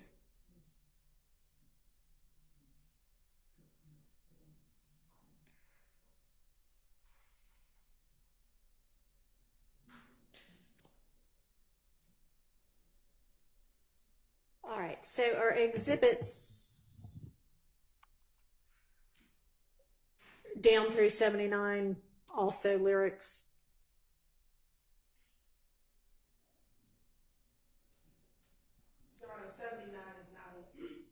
A lyric, Okay, 79 is so, a video. sorry, then 71 through 77 are all lyrics?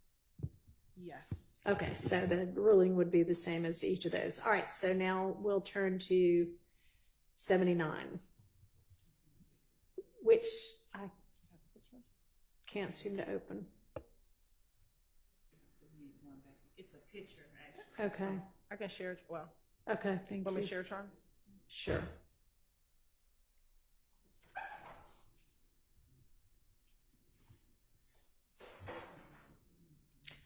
Why is it that it shows on yours and not on mine?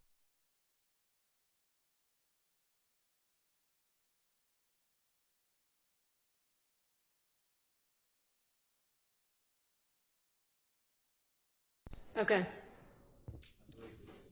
Okay, it's already in. But I don't think the caption. I couldn't hear you. What'd you say? We believe that's in already. We agree. Okay, Mr. Steele, did you say something about Bruton? That's what I'm reading, but no, I said the same thing as Ms. Adams. Okay. I cannot be 100% sure, but I But believe y'all, it's. all right. Well, if several of you over there think it is, and y'all think it might be, The caption may not be. okay. Any issue with the caption?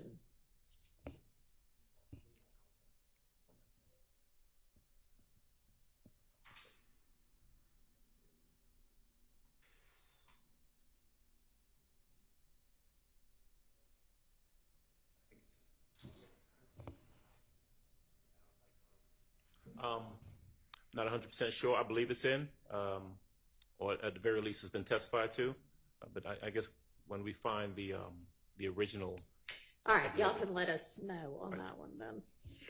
Judge, did we reserve on or some of the 71 through 77 because we were going to check the order, Judge Glanville's order? I want to reserve on 74. Okay. Yeah, we did. We're going to get the order and then come back to that. All right, thank you. Thank you.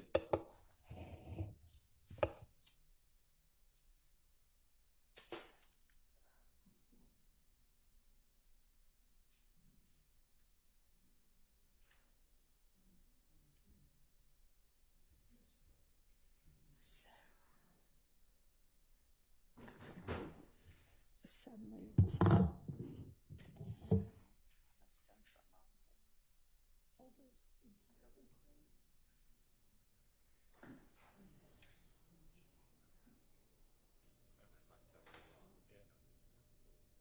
seen it.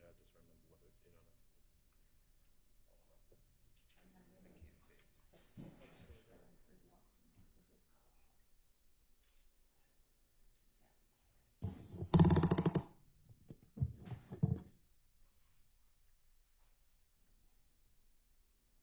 Sorry, y'all. Somehow everything got closed, so I'm opening it back up. Okay, so then next would be Exhibit 82. Is that already in by chance? I don't believe it's in. I believe we've discussed it in regards to another witness previously. I don't have any problem with it personally.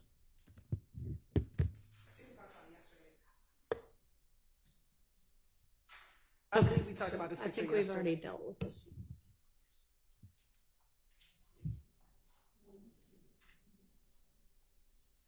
All right.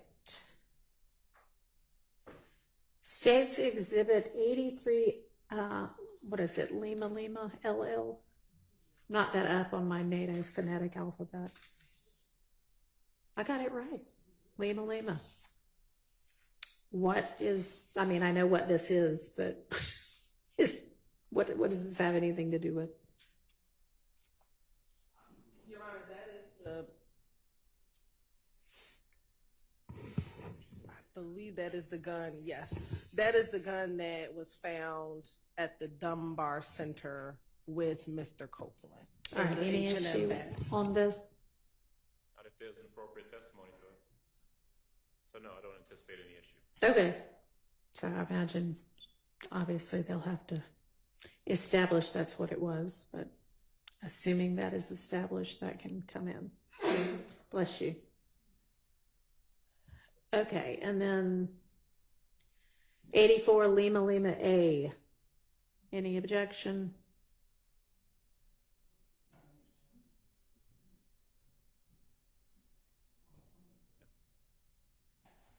If this is this the black and white picture, Your Honor? No, this is a video of a club.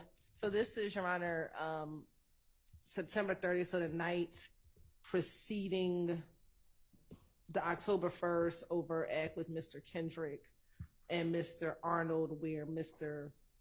Arnold gets into a fight at Magic City. This is a video of that. And that's also 84, it's 84 LL A and 84 LL. Okay. Any issues? Evidentiary issues? Not assuming they can lay the appropriate foundation. Okay.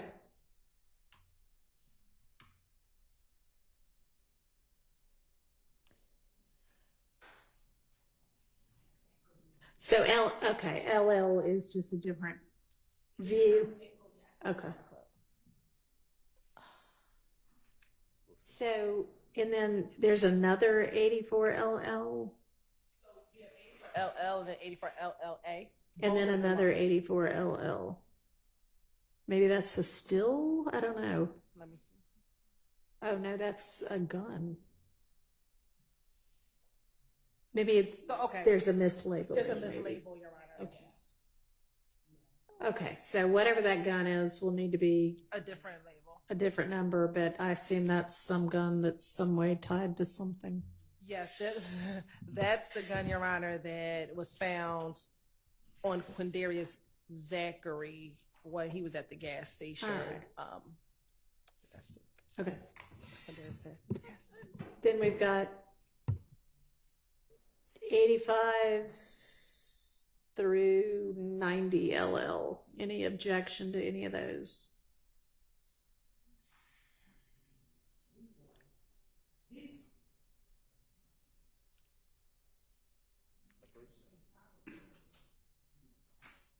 One of them we've already. So 85 LL is the interview of Mr. Kendrick. Okay.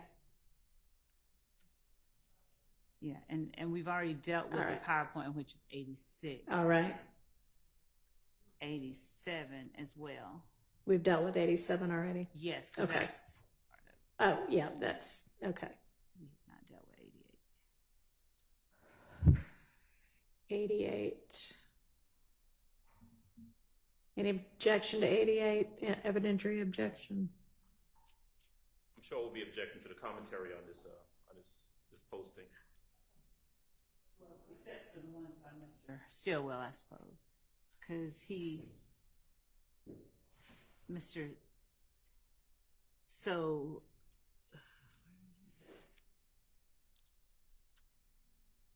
yeah, okay. We wouldn't have any problem taking out anything that Mr. Stillwell doesn't post.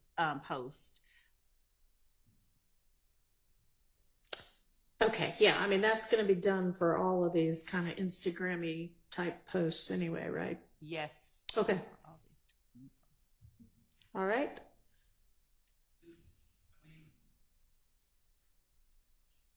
Yeah. If the state would educate me on the relevance of Mr. Stillwell's posting there, Okay. What so- they think it means, because I mean, All right. I'm not gleaning too much from it. Okay, there's a relevance objection. All right. So, Judge, we are alleging that Mr. Stillwell is a member of and a participant in a criminal street gang and a criminal enterprise known as YSL. His donning of these red bandanas, one on his right hand and one over his head, and his use of welcome to be that red bee with the red heart, Day Paradise, on March 28, 2015, during the year or the relevant time of this back and forth that was going on, are all relevant to the allegations made in the indictment. So with relevance being Your Honor, I the bar that it misspoke. is. Hang on, don't interrupt. I'm withdrawing. Okay. I misspoke. I thought they were saying that someone replied to Mr. Stillwell, and I thought they were saying that was his She's post. taken all that off. Okay. All right. I'm good. Thank you. All right, thank you. I think that's 100%. Anyway, not a heart. Had to get my glasses out for that one, but I think the argument would be the same. Okay, so that objection's withdrawn. Long as, yeah, you just need with all of these to take off the comments. Same with 89. Yes. Any issue otherwise to 89 LL or 90 LL? Well, 90 LL is not a photo, it's a video.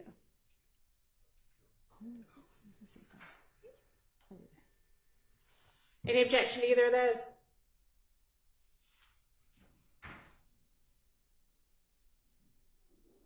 Your Honor, as long as they keep my client's comment on that exhibit as well, where he sarcastically says we beefing, mocking the idea that there's gang rivalries. Are we talking about 90 LL? We're talking about 89 LL, right? Okay.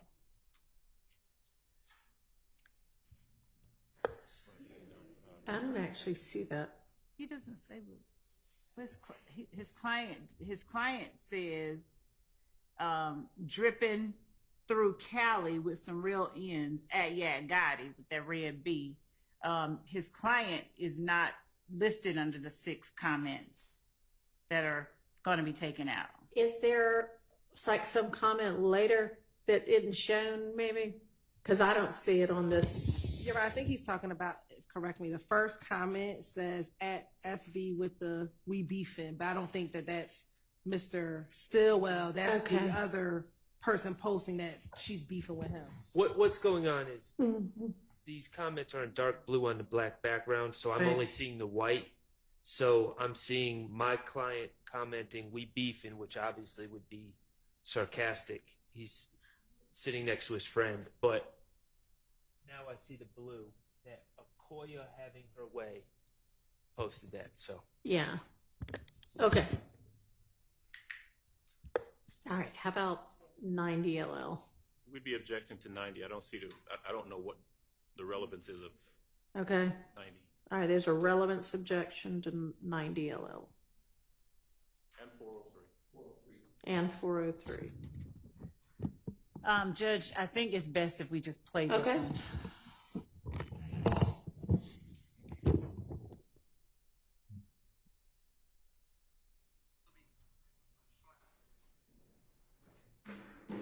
Big B, Lil B, Slime, YSL, Crip Killer.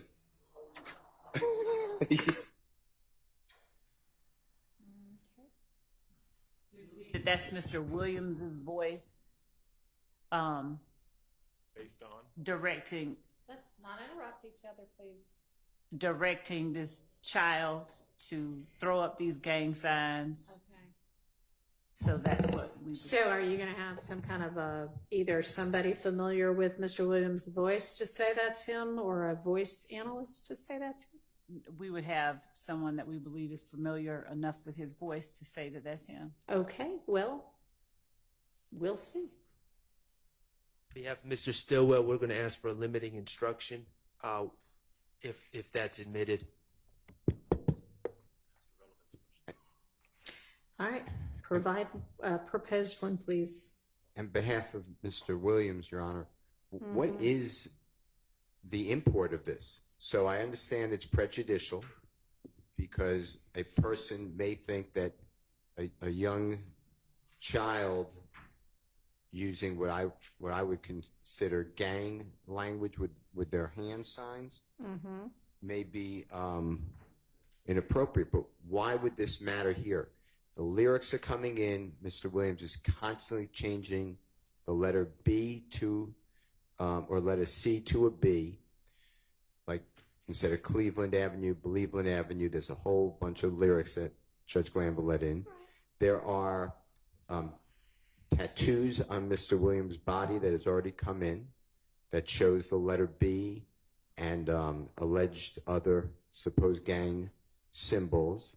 They have introduced, they being the court has admitted into evidence, exhibits showing things like a green snake or an emoji with a B on it. I just don't understand why the child is an important part of this mission to find the truth here. And Mr. Williams' voice, I find it to be wholly prejudicial, and I find the probative value to be scant. All right, let's hear from the state. So, Your Honor, as the court is aware, the rules of evidence are rules that favor admissibility, and 403 should only be used in extreme situations, and Mr. Williams, not the state, bears the burden of showing when something is shown to be relevant, it's presumptively admissible, and he bears the burden of showing that its prejudicial effect substantially outweighs its probative value. And Mr. Williams has said nothing about the prejudicial effect of this video with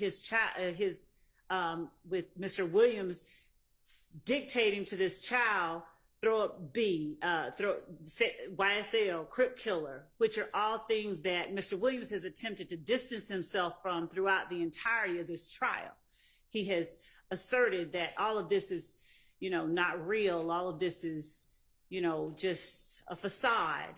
And the more that the state is able to show to the jury that this is, in fact, not a facade or not someone pinning on Mr. Williams' designations that are not accurately pinned on him, then the stronger the state's case becomes. So our argument is that Mr. Williams has in no way shown that this video is substantially more prejudicial than probative. All right.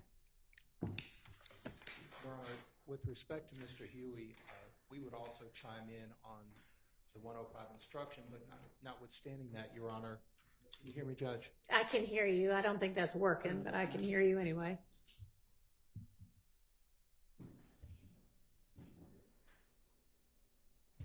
Can you hear me now, Judge? Yes.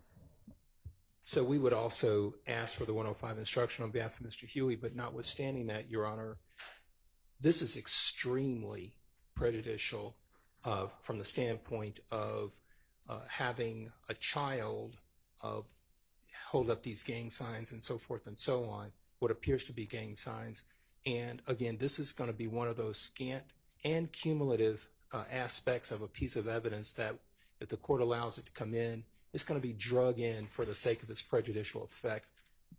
Clearly what 403 says we can't do. So I would ask the court to take that into consideration. Okay, well, I'm certainly considering the appropriate law. Yes, sir, Mr. Steele. There's also another, I can't find the exhibit number, but there's a video that came in over objection that Mr. Williams is doing something similar, or someone's doing something similar with a child.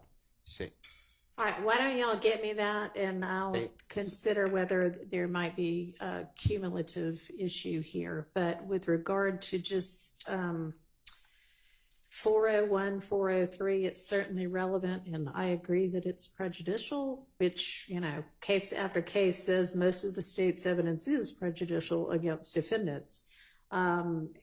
I don't think it's substantially more prejudicial than probative, considering part of the conspiracy they allege is preserving, protecting, and enhancing the reputation, power, and territory of the enterprise by the posting of messages, images, videos, and songs demonstrating alignment to the enterprise and a willingness to engage in violence on its behalf. I mean, it's wildly probative to that. And Your Honor, we're also going to ask for a Rule 105 instruction on behalf of Mr. Kendrick. And we echo the comments made by the others. Okay. Yes, ma'am.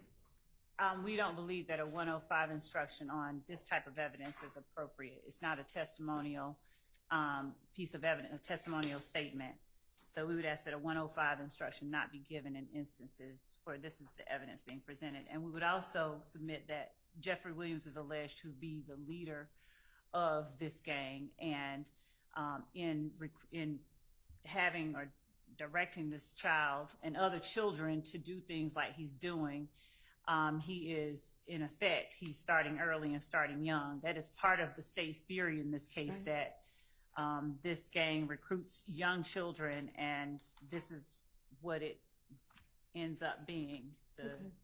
Judge, I think there was a piece of evidence that came in on, or we reviewed a child on yesterday, if I'm not mistaken, that we saw in an image. It was either posted. Yeah, but I don't remember that being anything that the child was doing in response to somebody directing them to do it. I think it seemed like the child was, I mean, I'd be happy to look at it again because that's not specifically what I was looking at it for then. But if that's what y'all are thinking about, you know. Well, that's one at least that immediately came to my memory. And do you recall that child was doing that in response to somebody directing them? I'm not sure if there was sound associated with that particular image, but it was certainly at the direction of an adult, and then the child was. Was it Mr. Williams? I believe it was. Yes, Judge, it was. It was the one of the two videos that you saw on yesterday, and when you listen to the sound, it's exactly the same thing. The child is being directed, and in fact, it's the same child. Okay. He says Big B, Little B. He doesn't say Crip Killer. He doesn't say YSL. All right, that is not cumulative if that's the only one that y'all had in mind. So that's, I'm overruling those objections. Okay. I think that takes care of that. Witnesses' exhibits, at least for now. Martinez Arnold. I see there's a plea agreement in that one also. Same grounds as before. Is there anything in particular on that one? I know there was. This isn't the same one we talked about before, is it? No. Mr. Sledge. Okay. It will be similar grounds. You know, he's testifying, so why do we need a plea agreement? And the state wants to put it in, my understanding. And it would be continuing witness because it's a statement, and he could testify to whatever, and then he can get impeached. All right. Well, continuing witness is only about whether something goes out to the jury or not. Correct. So that's not relevant to whether it actually comes in or not. And then it's the state's intention to use this only if you need to impeach him as to something? Correct. Okay. Correct, Your Honor. And if he's truthful, then we don't need to accept, I mean, if he's truthful, then we don't need to go and show and introduce this as an exhibit. And I'm assuming they're talking about the factual acknowledgments, not the conviction itself. I don't know. Let's find out. Are you talking about the factual acknowledgments? I'm talking about the factual acknowledgement, and then there would have to be a proper purpose for the guilty plea, which there could be one, but I didn't hear it yet. All right. Is there anything about the factual acknowledgments here? Like, I know that last one y'all were saying, I don't think this person has any firsthand knowledge. Is there anything like that I need to look at in particular? Okay. All right. And so for these people, you just intend to have them admit they pled guilty? Okay. So this wouldn't be relevant at all unless they say, no, I didn't, or no, I never asserted that fact, or this would be. So or that he was forced, or he didn't know what he was doing. Right. I think the certified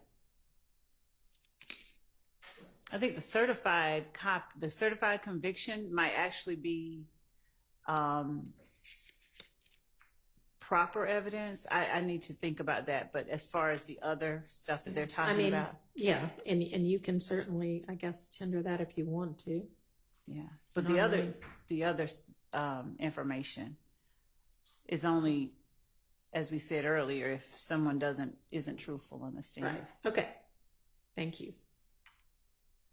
All right. The next item in there, I can't open, so I don't know what that is, but if y'all can open it and you know what it is and don't have an objection, then it doesn't matter that I can't open it. Your Honor, we're talking about the third one down? I was talking about the second one down because I don't know what that is. The one labeled like NT Fulton CODA and then some numbers. Oh, okay. Don't know why I can't open it, but we've already reviewed that one. Or no?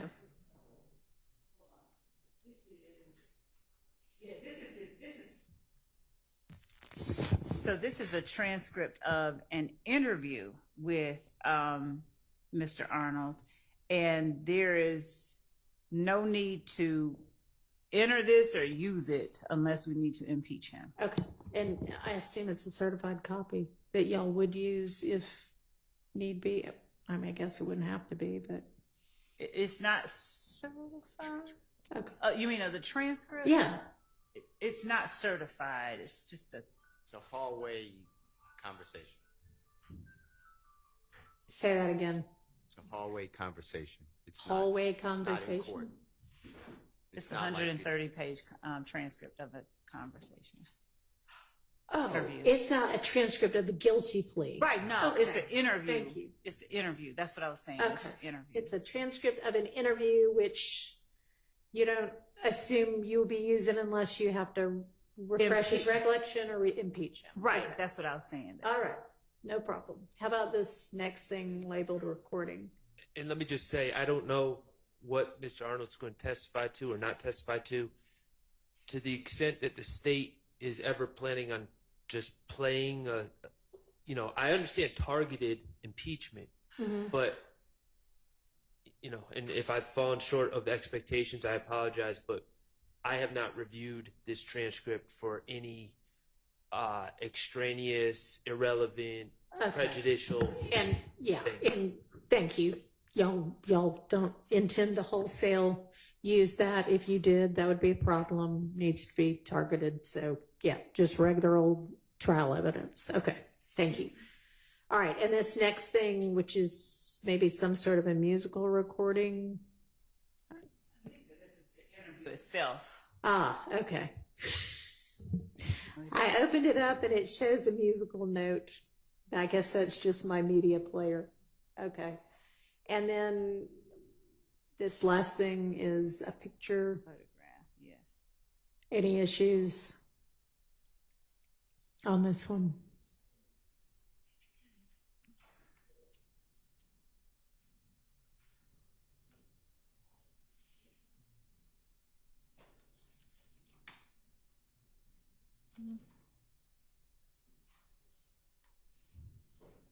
No?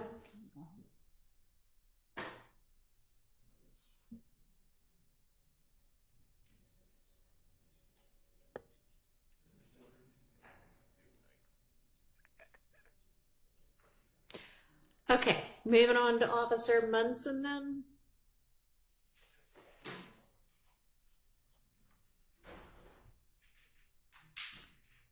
Looks like there's another set of crime scene pictures, maybe. And a crime scene report.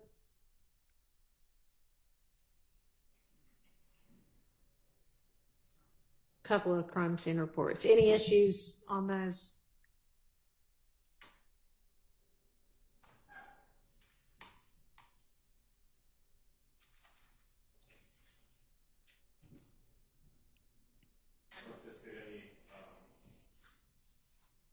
anticipate any issues with the crime scene photos. Okay, thank you. All right, moving on to Jennings Kilgore. We are almost to the bottom of this grouping of 30. This seems to be a ballistics expert. NIBIN expert. A what expert? NIBIN, National Institute of Ballistics. Integration. He is a ballistics expert with a particular. NIBIN is different. It's a big time one, right? It's the one right before. It's not the actual firearms examiner, so it's a step before. It's a comparison to see if if these have the same characteristics. All right. Anyway, anybody have an issue with the evidence that's going to come in with this person?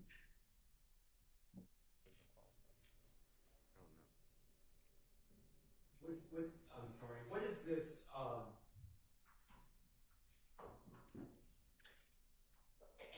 This is under. I'm trying to find out specifically where this. It's under the NIBIN reports.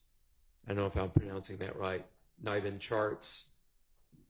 There's a document labeled Operation Planters NIBIN chart. Okay, I can't open that one either, but. Yes, and that's a summary of NIBIN matches that were. I'm having trouble seeing it in detail, but. Yeah, maybe because the black on the blue is a little hard to read. And we're all old and have old eyes.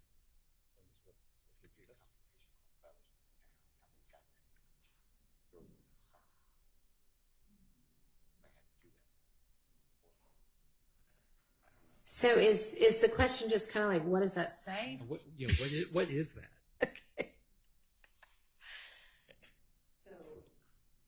So those are the chart with the black on the blue. That one is showing that there were 5 shell casings from a particular scene. The black on the blue is the address. Okay. The red lines are matches to other addresses where shell casings consistent with the firearms at the previous address were found. Okay. And there was, I think that we served in discovery, but I don't think we included in this list of exhibits.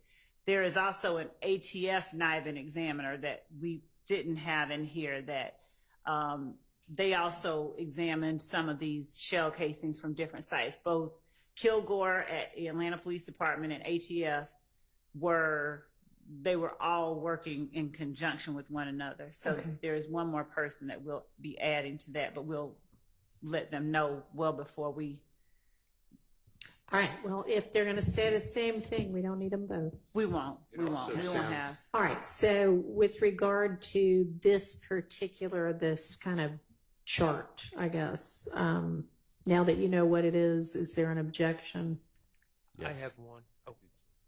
Well, here's the problem, Your Honor. And before you were involved in this case, a lot of these prior incidents were Detective Dennis took the stand and the state brought out an easel and they wrote down all these different case numbers and they went through them real quick. On January 26th, 2015, there was a shooting at 841 Smith Street. I'm just making that up. Okay. And in this, and as a gang investigator, I determined that was part of this beef. Okay. We for a lot of these incidents, we have not heard from any witnesses that collected shell casings. There's been no chain of evidence. There's been no testimony about the collection of evidence. Okay. So this is just like coming in without any basis or any foundation, and it would all be hearsay. All right. Is he violate the Confrontation Clause as well? Is he going to be testifying that he received the shell casings from each of these and did the exams, or that other person from ATF that you mentioned, or how is this going to get used?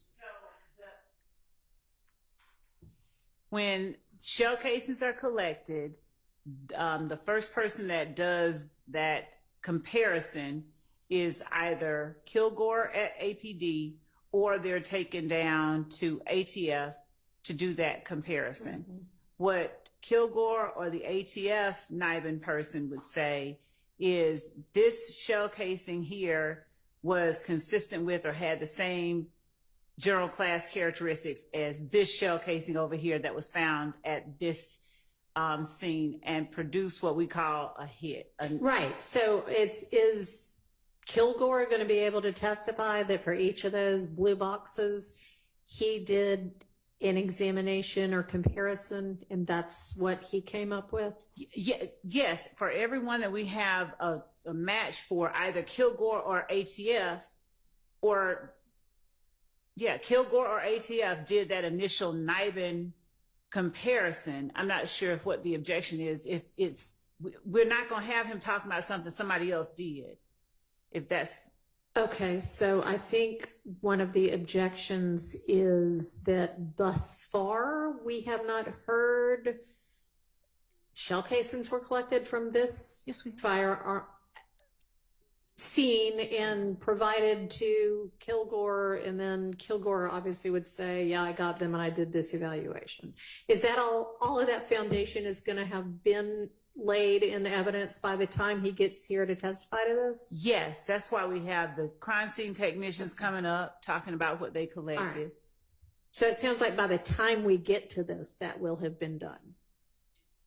Be a two-way connection, though. It can't just be we collected. I'm using an example. We collected.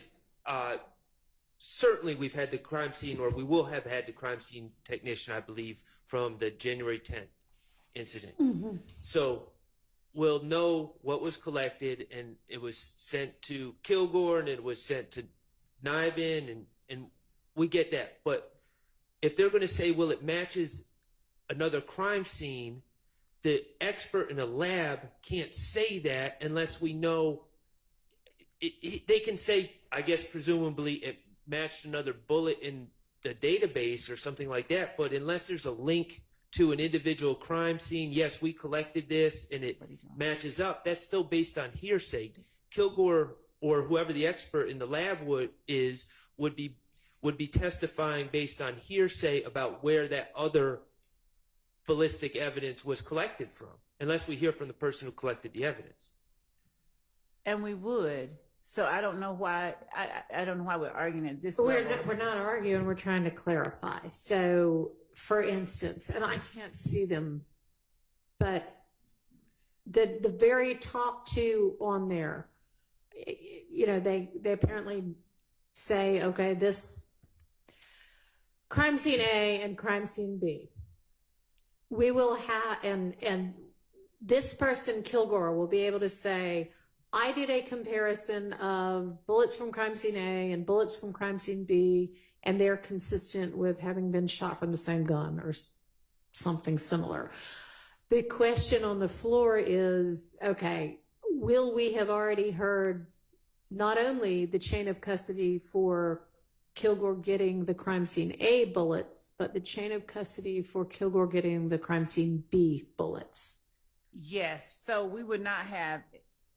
Yes, all of the foundation. I don't think chain of custody, like, you know, specific, like every link in the chain would be necessary, considering we would have the crime scene technician who would have collected it. We would have the testimony that when the crime scene technician has collected it, it comes to my department, my being Kilgore. This is the case number 150261534. And I compared it to case number X. Okay, so we will have both, just so I make sure I'm understanding you. We will have a crime scene tech from crime scene B say, I collected all of this and I gave it to the crime lab. Or whom, I don't know if this is I put it in evidence. I put it in the, you know, box or whatever they do. And then we'll have Kilgore say, here's the way evidence gets to me, and this got to me that way. Yes. Okay. Does Yes. that answer your question? I mean, I guess it's yet to be determined whether we will hear all of that evidence, but the objection is going to be, if we don't hear all of that evidence, he can't testify to this. So do you understand that? I'm sorry, Judge. The objection is that if we don't hear the foundation that is both crime scene A tech giving the evidence to Kilgore and crime scene B tech collecting and giving the evidence to Kilgore, and then Kilgore saying, I got them both in the regular course and I compared them, here's my conclusion, that there's going to be an objection that he can't testify about crime scene B. And to make certain, looking at the witnesses that we had initially put up, what we can do is add the 10 witnesses from each of those crime scenes that are on this list to make certain that we have each of those links included as Sounds evidence. like that's going to have to happen. Now, it does not need to be, I don't think, a whole as if this were the crime on trial. It would just be, it can just be, I'm witness number 1 through 10 that I'm adding on. I collected this one. I went to this crime scene at this date. I collected this evidence. I gave it to whomever. Right. Which should take 10 minutes. Okay. All right. She plans to now do all of that. Unless y'all want to stipulate that those bullets got to the crime lab in the normal course from whatever crime scene, which I don't see happening. So, okay. All right. So anything else with regard to Kilgore's, the evidence that would come in through Kilgore?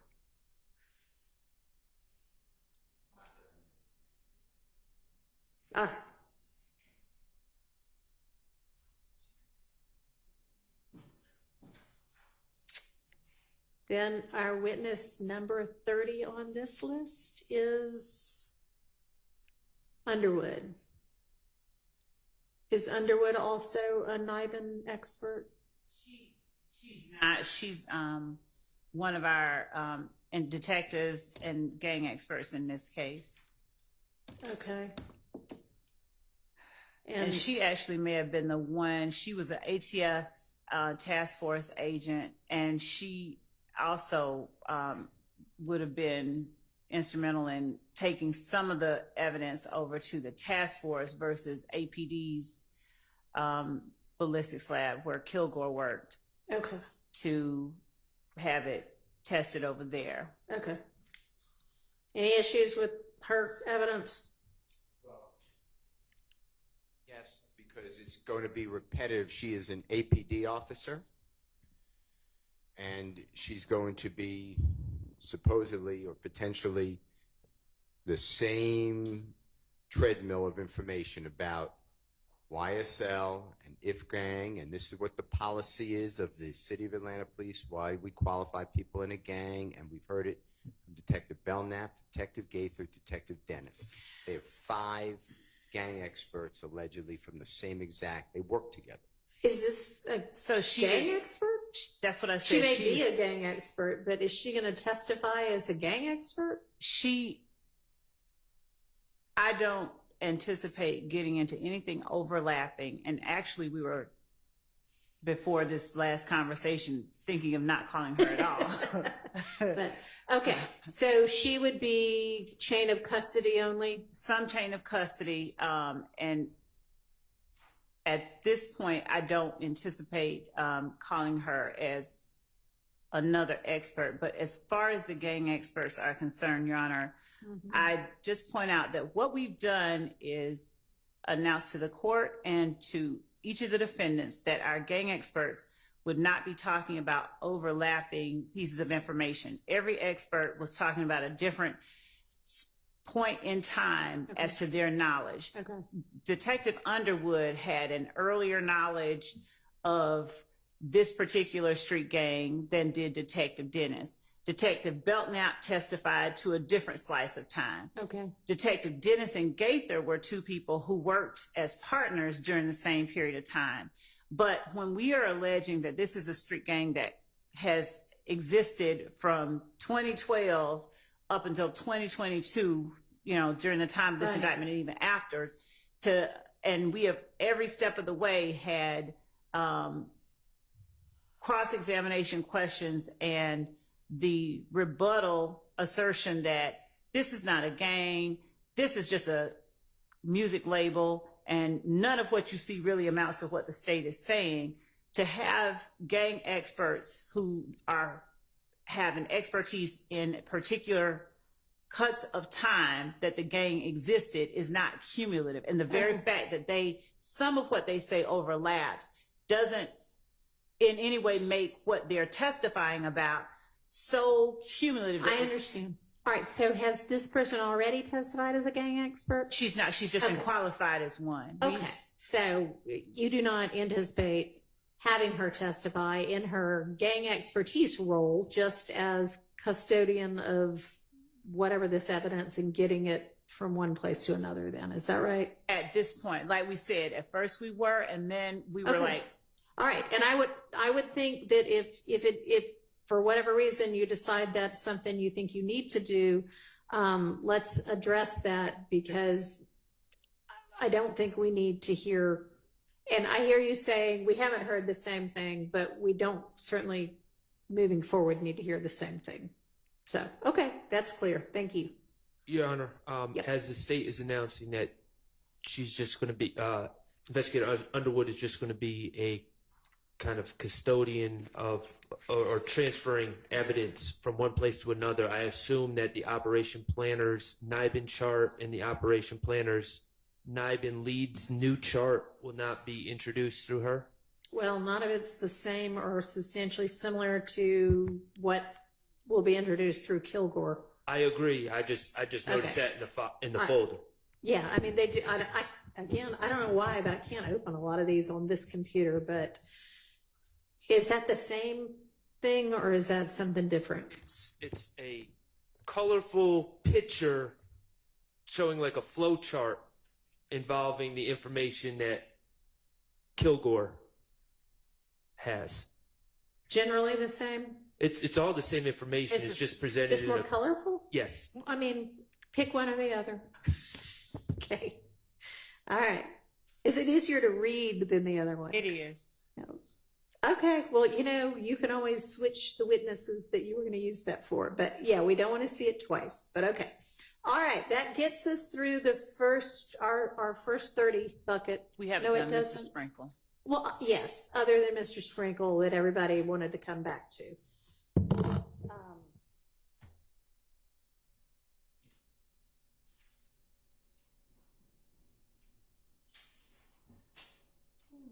right. Trying to just look back through at things we need to revisit or visit for the first time.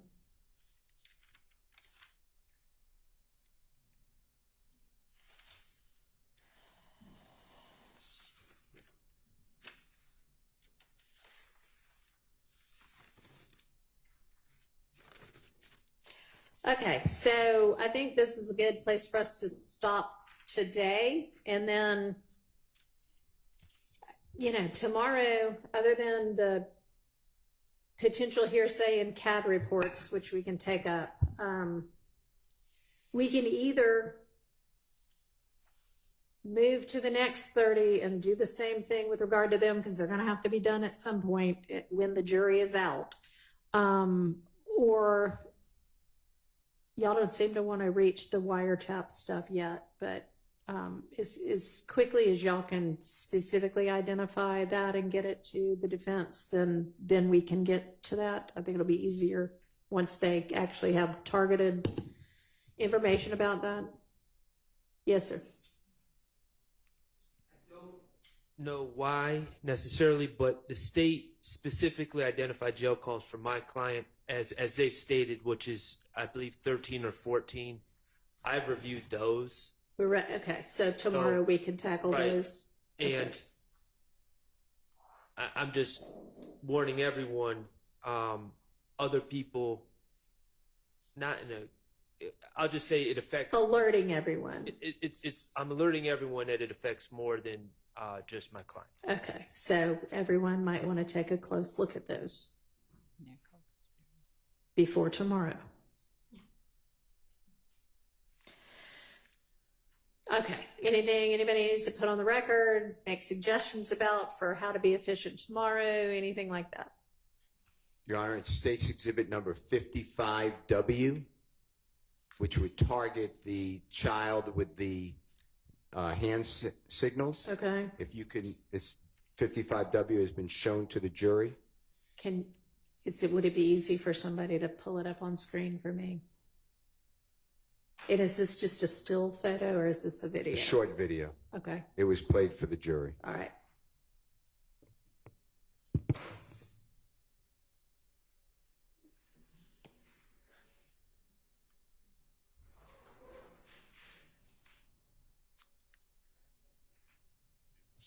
Is Mr. Kokomo going to play that for us, or is he? I don't see him anymore.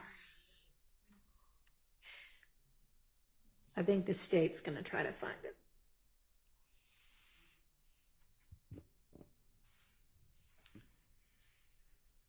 I don't remember yesterday's. I just don't remember that. But it's one that was played months ago for the jury.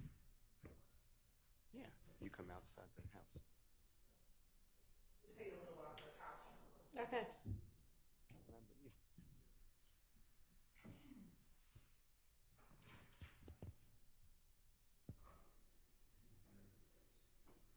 I have another matter while the state is helping us. Can I just tell you a case? Mm-hmm. Okay. So I believe that my concern about when it's dealing with the RICO conspiracy in Bruton, and then the person in custody is giving a statement, Confrontation Clause statement, talking about the enterprise, let's say. Okay. I have found that my argument has been rejected, and this is the 11th Circuit, United States versus Espinoza, E-S-P-I-N-O-Z-A. It's 635 Fed, F-E-D, period, APPX 739. It's in Division B, as in Barry,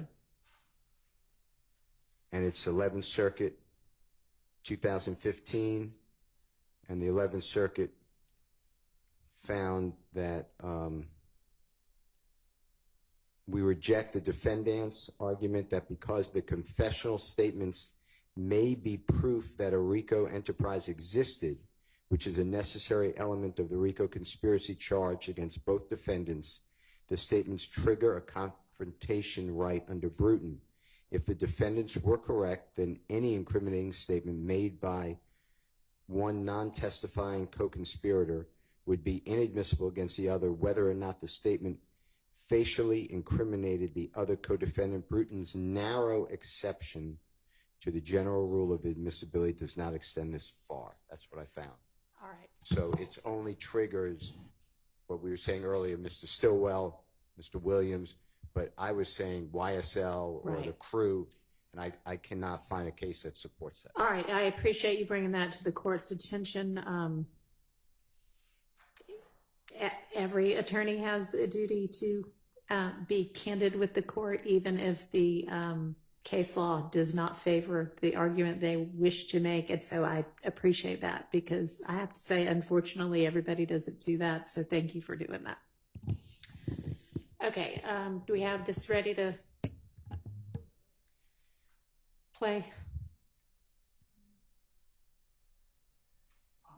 Oh, okay.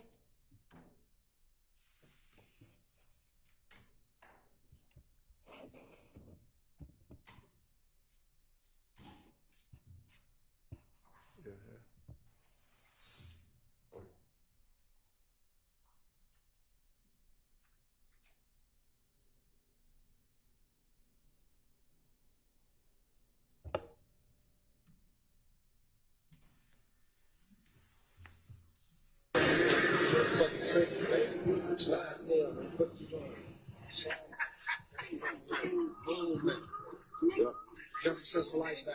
Oh, yeah. Real fucking real sleep. Sleep, aka bleeding, nigga.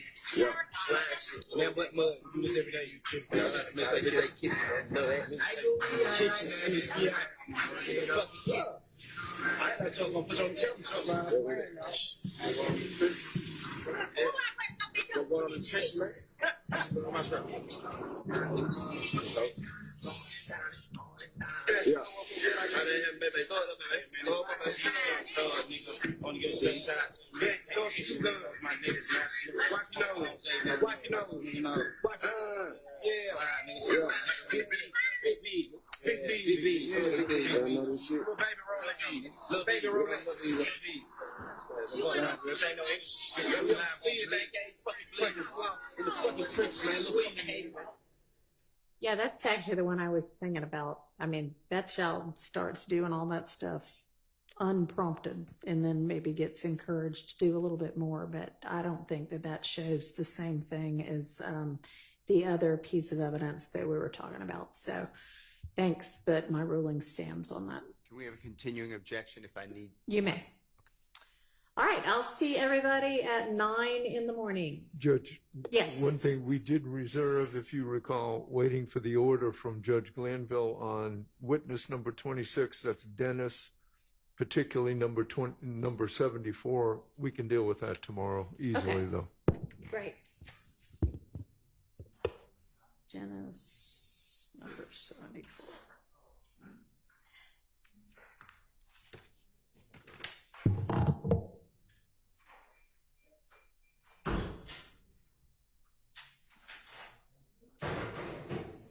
Mr. Harvey, was that one of the lyrics issues or was that a different item? Well, it's lyrics, but it's a video. Okay. Thank you. Thank you.